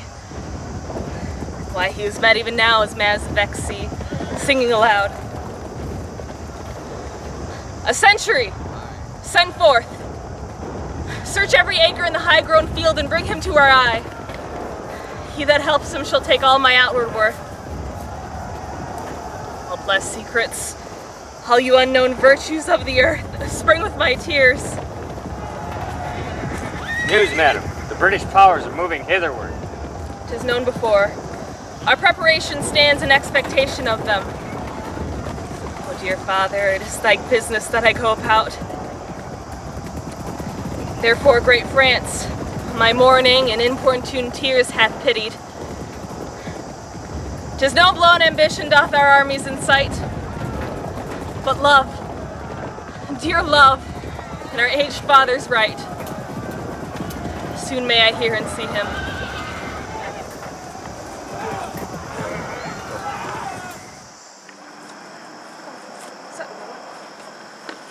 Ho-ho-ho! Proclaim prize! Most happy that eyeless head of thine was first framed flesh to build my fortunes. Oh, unhappy traitor. Think briefly on thyself. The knife is out that must destroy thee. Let thy friendly hand put strength enough to it. Wherefore, bold peasant, dost thou support a published traitor? Hence, lest the infection of his fortunes take hold on thee. Let go his arm. Shall not let go, sir, without further occasion. Let go, slave, or thou diest. Good gentlemen, go your gait, and let poor both pass. Nay, come not near the old man. Out, Chivoria, or I try whether your custard or my ballow be the harder. Out, Skunghill!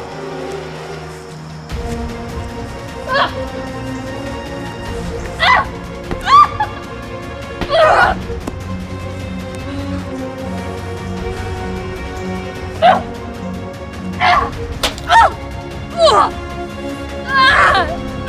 Ah!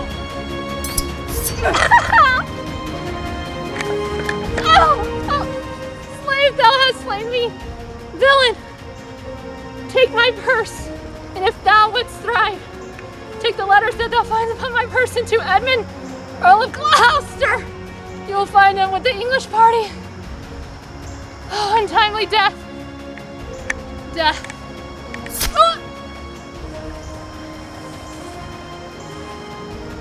I know thee well. The serviceable villain, as duteous to the vices of thy mistress' heart as badness would desire. What? Is she dead? Rest ye, father. Let's see this purse, the letter she speaks of.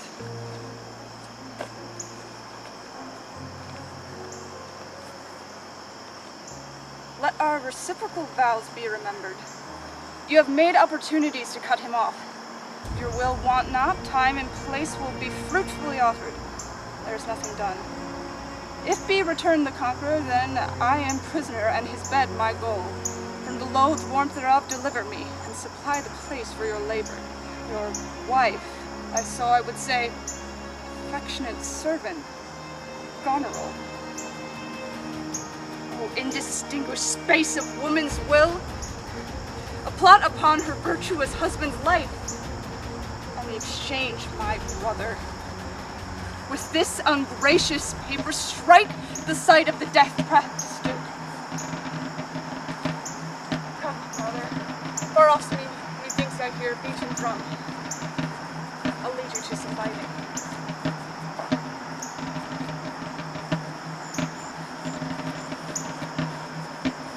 Here, father, take this tree for your good host. Pray that the right may thrive.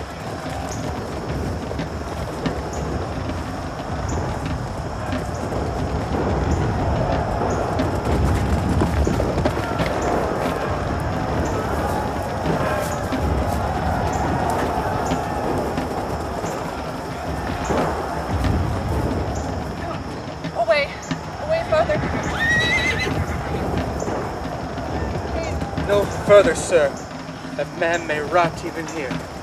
In ill thoughts again? Man must endure. That's true, too.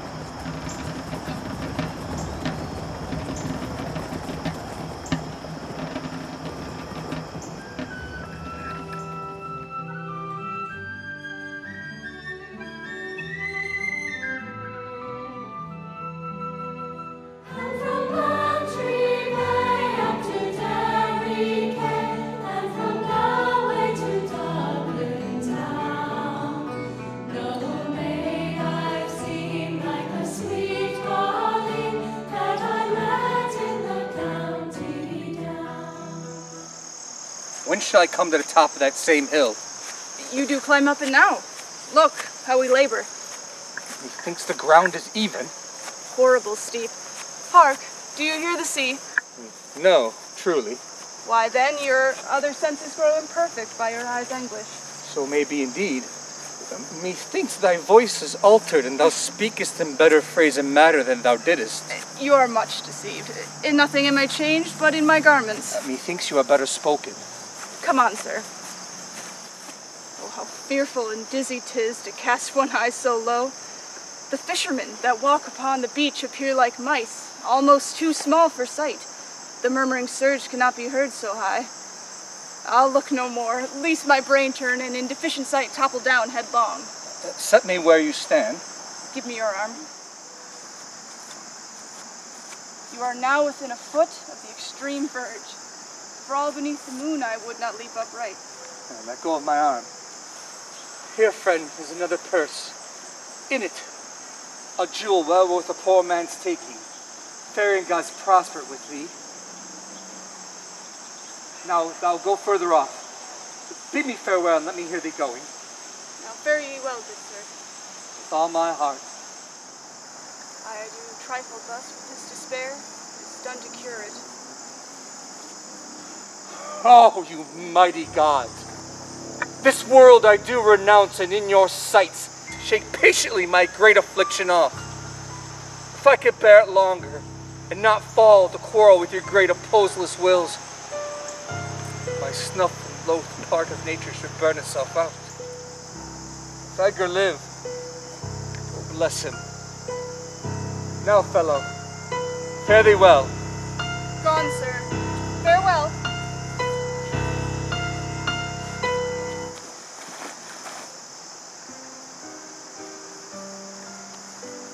Had he been where he thought, by this had thought been past. Alive or dead? Ho, you sir! Friend! Hear you, sir! Speak! Thus might pass indeed. And yet he revives. What are you, sir? Away and let me die. Thou shivered like an egg, but thou dost breathe, hast heavy substance, bleeds not, speakest, art found. 10 masts each make not the altitude thou hast perpendicularly fell. Thy life's a miracle. Speak yet again. Have I fallen or no? From the dread summit of this chalky bourne. Look abehind. The shrill-gorged lark so far cannot be seen nor heard. Do but look up. Alack, I have no eyes. Is wretchedness deprived that benefit to end itself by death? 'Twas yet some comfort when misery could beguile the tyrant's rage and frustrate his proud will. Give me your arm. Up so. How is it? Feel you your legs? You stand. Too well. Too well. This is above all strangeness upon the crown of the cliff. What was that thing that parted from you? A poor unfortunate beggar.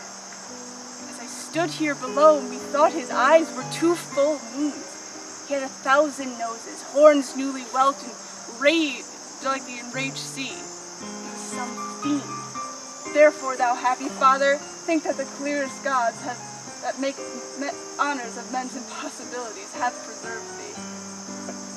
I remember now. Henceforth I'll bear affliction till it do cry out itself. Enough, enough and die. That thing you speak of, I took it for a man. Often it would say, the fiend. The fiend, he led me to that place.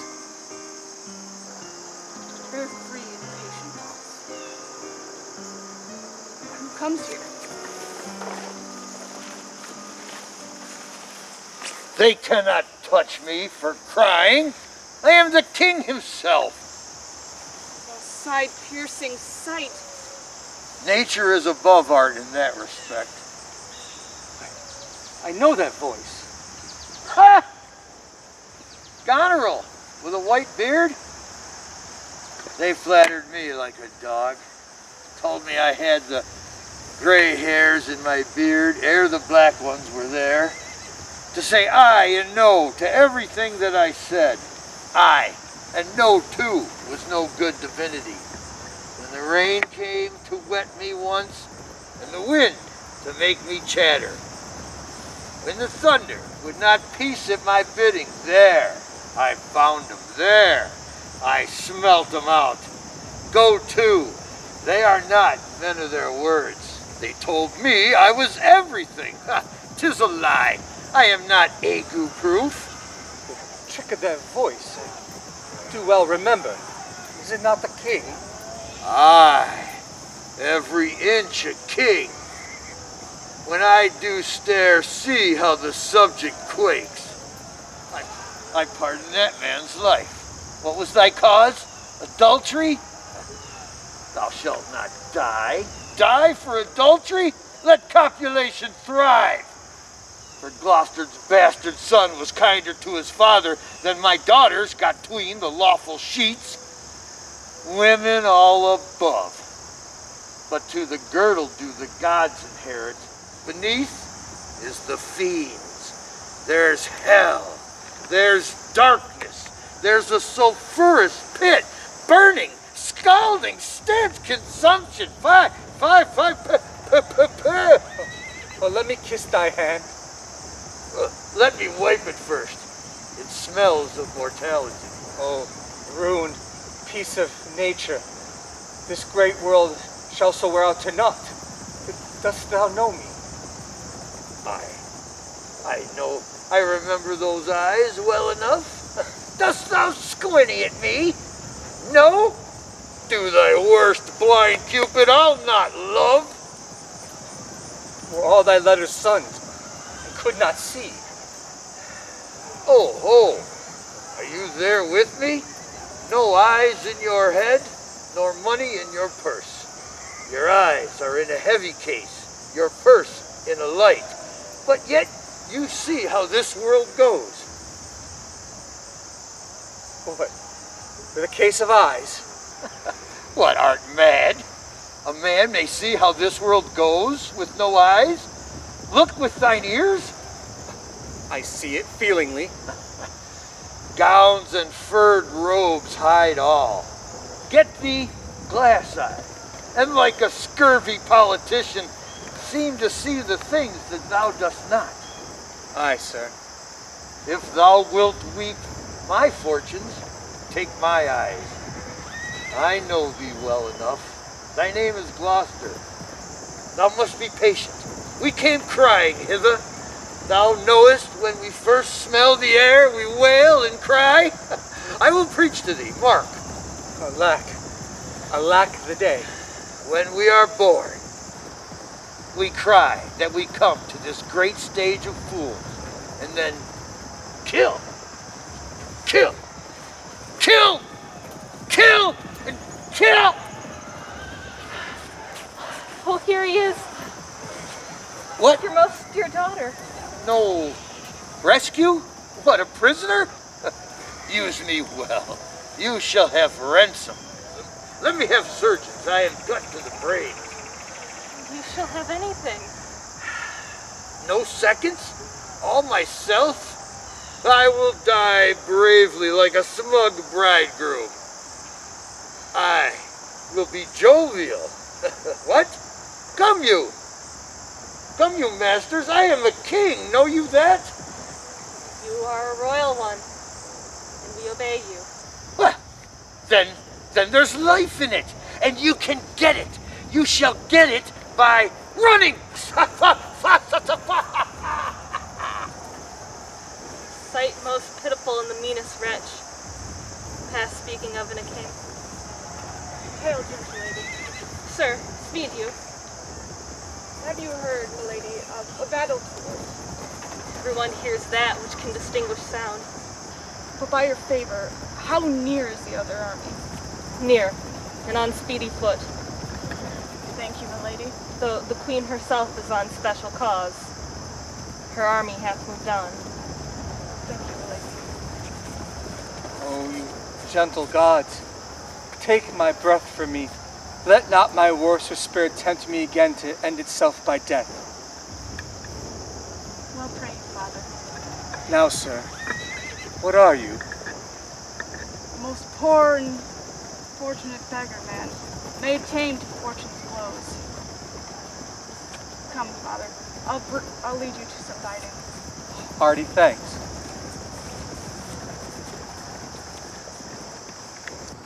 O thou good Kent, how shall I live and work to match thy goodness?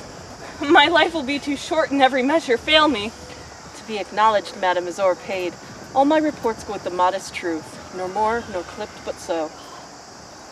Be better suited. These weeds are memories of worser hours. I prithee, put them off. Yet to be known shortens my made intent. My boon I make it, you know me not till time and I think meet. Then be it so, my good lady. How does the king? That, sleep still. Oh, you kind gods. Cure this great breach in his abused nature. The untuned and jarring senses will wind up of this child-changed father. Be governed by your own knowledge, and proceed in the sway of your own will.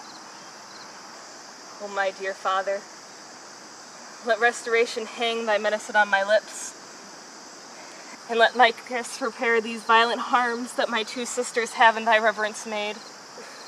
Kind and dear princess, is this a face to be opposed against the jarring winds?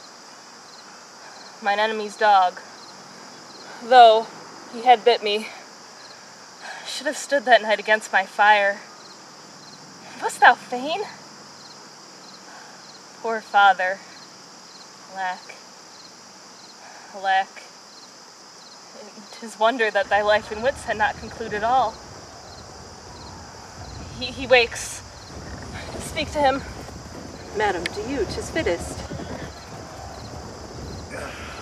How does my royal lord?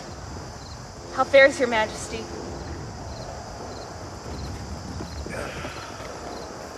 You do me wrong to take me out of the grave.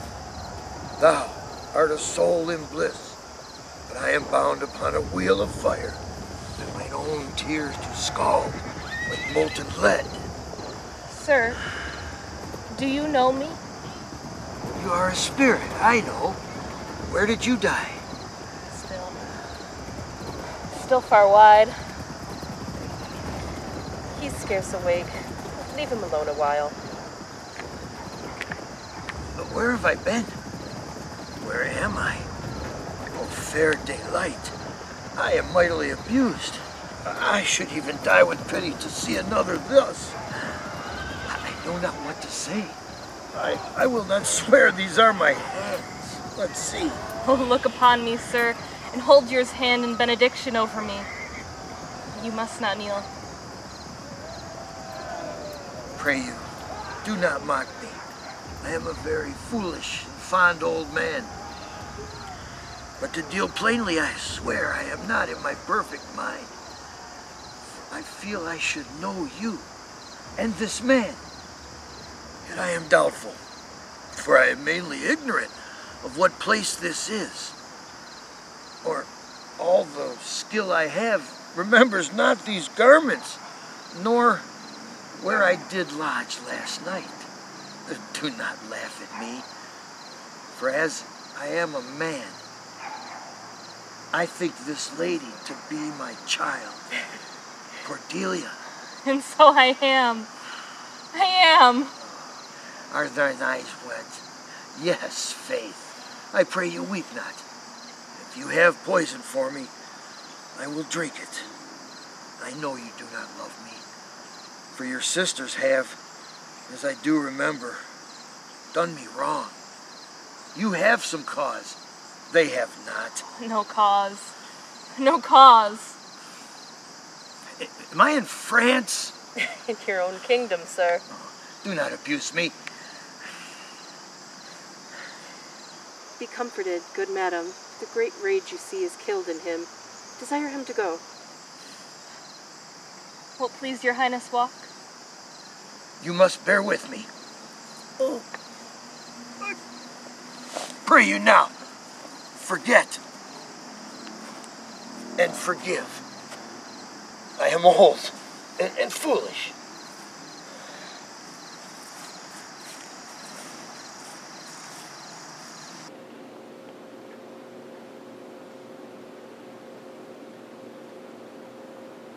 Do you not love my sister?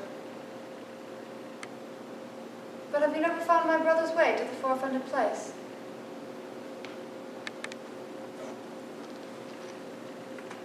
Dear sir, I never shall endure her.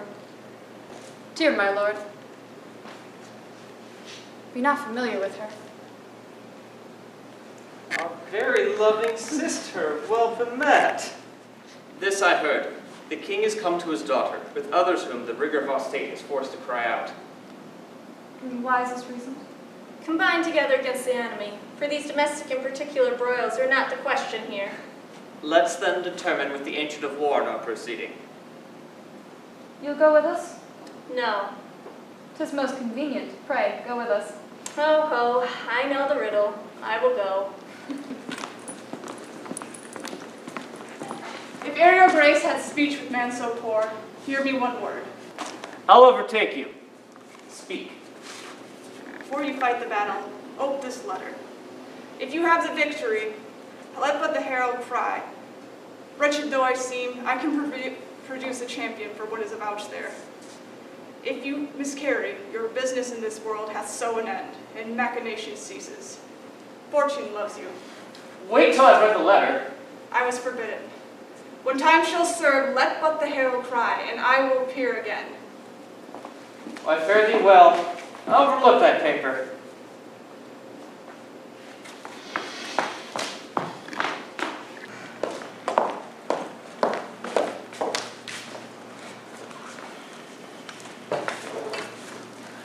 We are not the first, with best meaning that have incurred the worst. For the oppressed king I am cast down. Myself could else out-frown false fortune's frown. Shall we not see these daughters and these sisters? No, no, no, no. Come, let's away to prison. We two alone shall sing like birds in the cage. Thou shalt ask my blessing, and I will get on my knees and ask of thee forgiveness. We'll live and pray and sing and tell old tales and laugh at gilded butterflies. And hear poor rogues talk of court news, and we'll talk with them too. Who loses and who wins, who's in and who's out, and take upon such mystery of things as if we were God's spies. Wipe thine eyes. The good years shall devour them flesh and fell. Ere they'll make us weep, we'll see them starve. Take them away. Captain, come hither. Hark. Take thou this note. Go, follow them to the prison. One step I advance thee, if thou doest as this instructs. I'll do it. Mark, I say instantly. Carry it out as it is set down.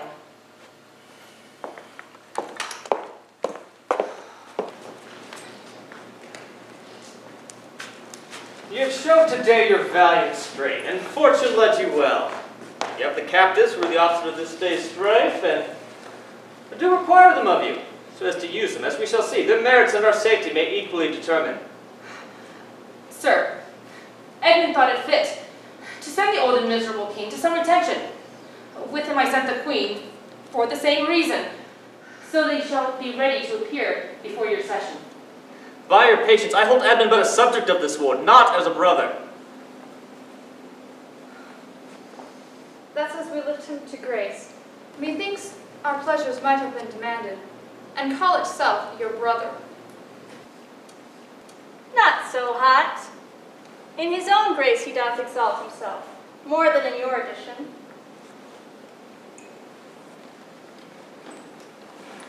In my rights, he does compare the best.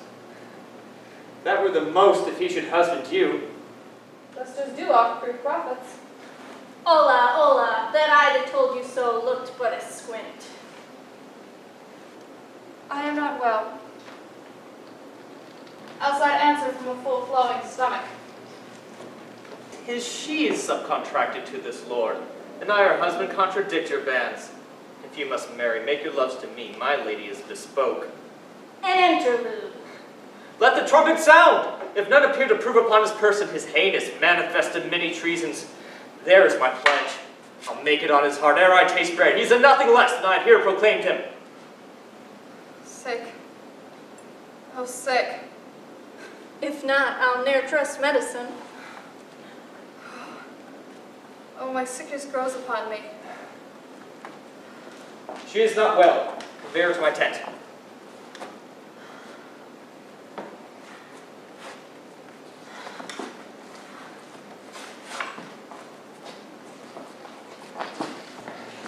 Come hither, Captain. Sound the trumpet and read out this. Let any man of quality or decree within the lists of the army maintain upon Edmund, supposed Earl of Gloucester, that he is a manifold traitor. Let him appear by the third sound of the trumpet. He is bold in his defense. Again. Again. Ask him his purposes, why he answers this call of the trumpet. What are you? Your name, your quality, and why do you answer this present summons? Know my name is lost by treason's tooth, bear gnawn and canker bit, yet I am as noble as the adversary I come to cope. Which is that adversary? What's he that speaks for Edmund, Earl of Gloucester?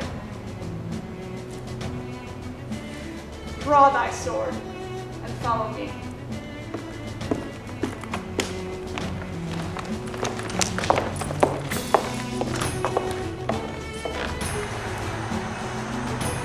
Draw thy sword. Thy valor and thy heart, thou art a traitor. False to thy gods, thy brother and thy father, a most toad-spotted traitor. Say thou no, this sword, this arm, and my best spirits are bent to prove upon thy heart, whereto I speak. Thou liest.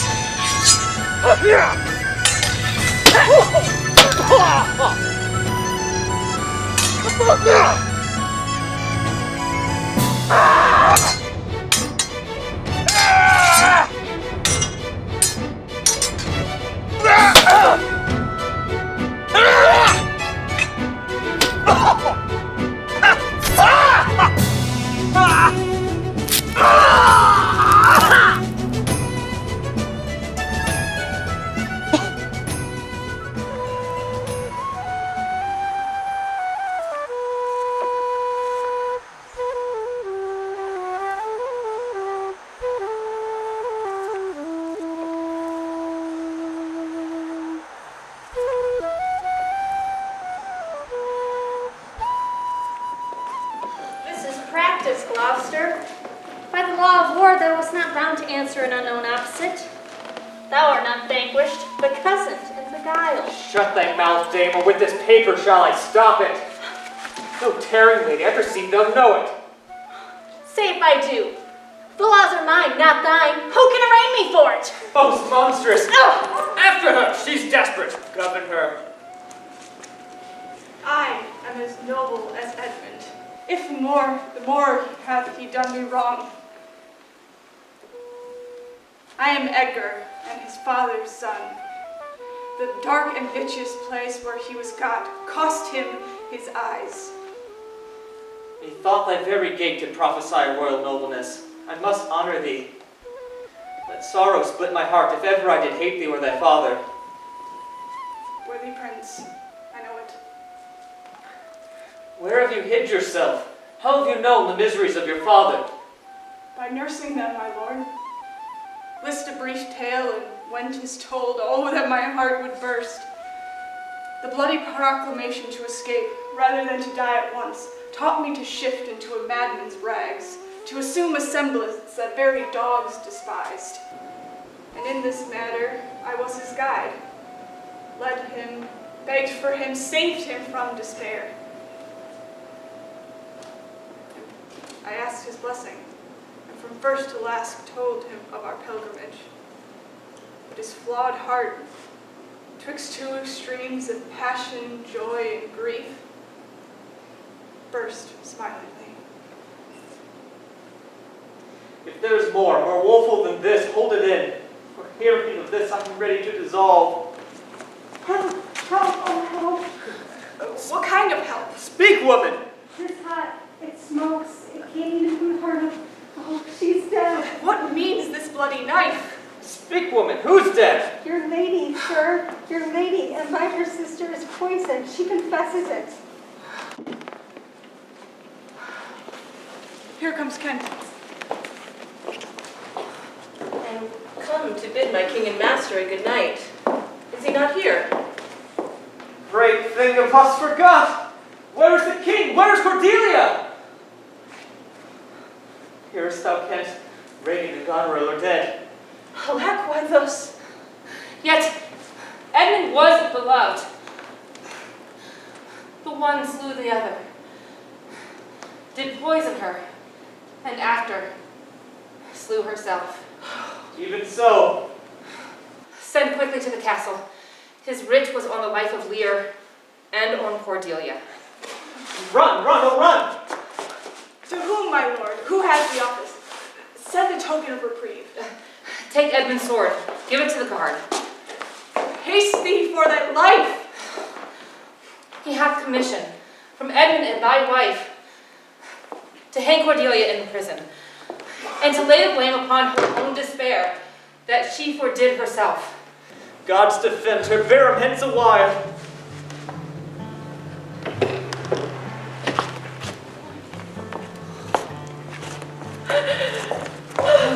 Howl! Howl! Howl! Oh, you are men of stones! Had I your tongues and eyes, I'd use them so that heaven's balls should crack. She's gone forever. I know when one is dead and when one lives. She is as dead as earth. Lend me a looking glass. If her breath or stain the stone, why then she lives. Is this the promised end? Or image of that horror? Fall and cease. And this feather stirs, why then she lives. If it be so, then it is a chance that does redeem all sorrows that ever I have felt. Oh, my good master. Prithee thee away! 'Tis noble Kent, your friend. But plague upon you, murderers and traitors all! I could have saved her. Now she's gone forever. Oh, Cordelia, Cordelia, stay a little. Huh? What dost thou sayest? Her voice was ever soft, gentle and low, an excellent quality in a woman. I killed the slave that was a hanging thee. 'Tis true, I did. Did I not, fellow? Who are you? Mine eyes are not of the best, I'll tell you straight. If fortune brag of two she loved and hated, one of them should we behold. This is a dull sight. Art thou now Kent? Yes, thy servant Kent. Where's your new servant Caius? He is a good man, I'll tell you straight. He'll act quickly. He's dead and rotten. No, my good lord, I am the very man. I'll see thee straight. And from your first of difference and decay have followed your sad steps. You are welcome. You are welcome in there. or no man else. All's cheerless, dark, and deadly. My eldest daughters have fordone themselves and desperately are dead. Aye, so I think. He knows not what he says, and vain is it that we present us to him. Edmund is dead, my lord. That is but a trifle here. All friends shall taste the wages of their virtue, and all foes the cups that they're deserving. Oh, see, see? And my poor fool hanged? No, no, no life. Oh, why should a dog, a horse, a rat have life, and thou no breath at all? Shall come no more. Never, never, never, never, never, never. Oh, please, unbutton here, sir. Oh, oh, oh, thank you, sir. Oh, oh, look at this. Look, her lips. Look, see. Now. Oh. He faints. My lord, my lord. Break heart, I prithee, break. Wake up, my lord. No, vex not his ghost. Oh, let it pass. He hates him that put upon the rack of this cruel world. Stretch him out longer. He's gone indeed.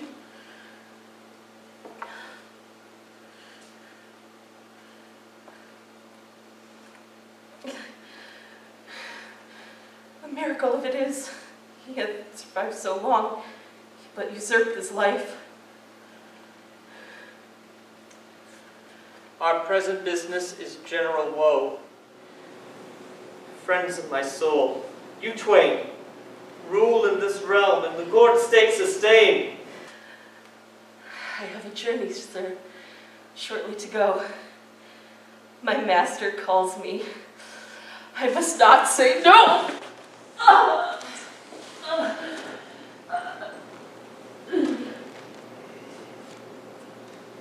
The weight of this sad time we must obey. Speak what we feel, not what we ought to say. Those who are old have seen most. We that are young shall see no more, nor live so long.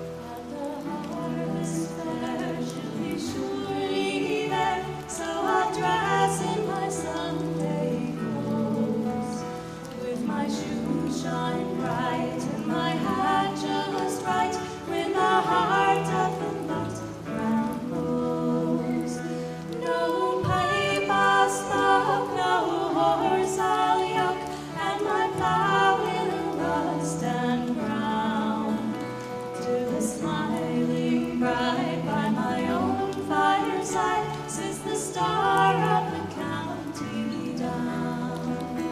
And from Bantry Bay up to Derry Quay, and from Galway to Dublin town. No maid I've seen like the sweet Colleen that I met in the county down. And from Bantry Bay up to Derry Quay, and from Galway to Dublin town. No maid I've seen like the sweet Colleen that I met in the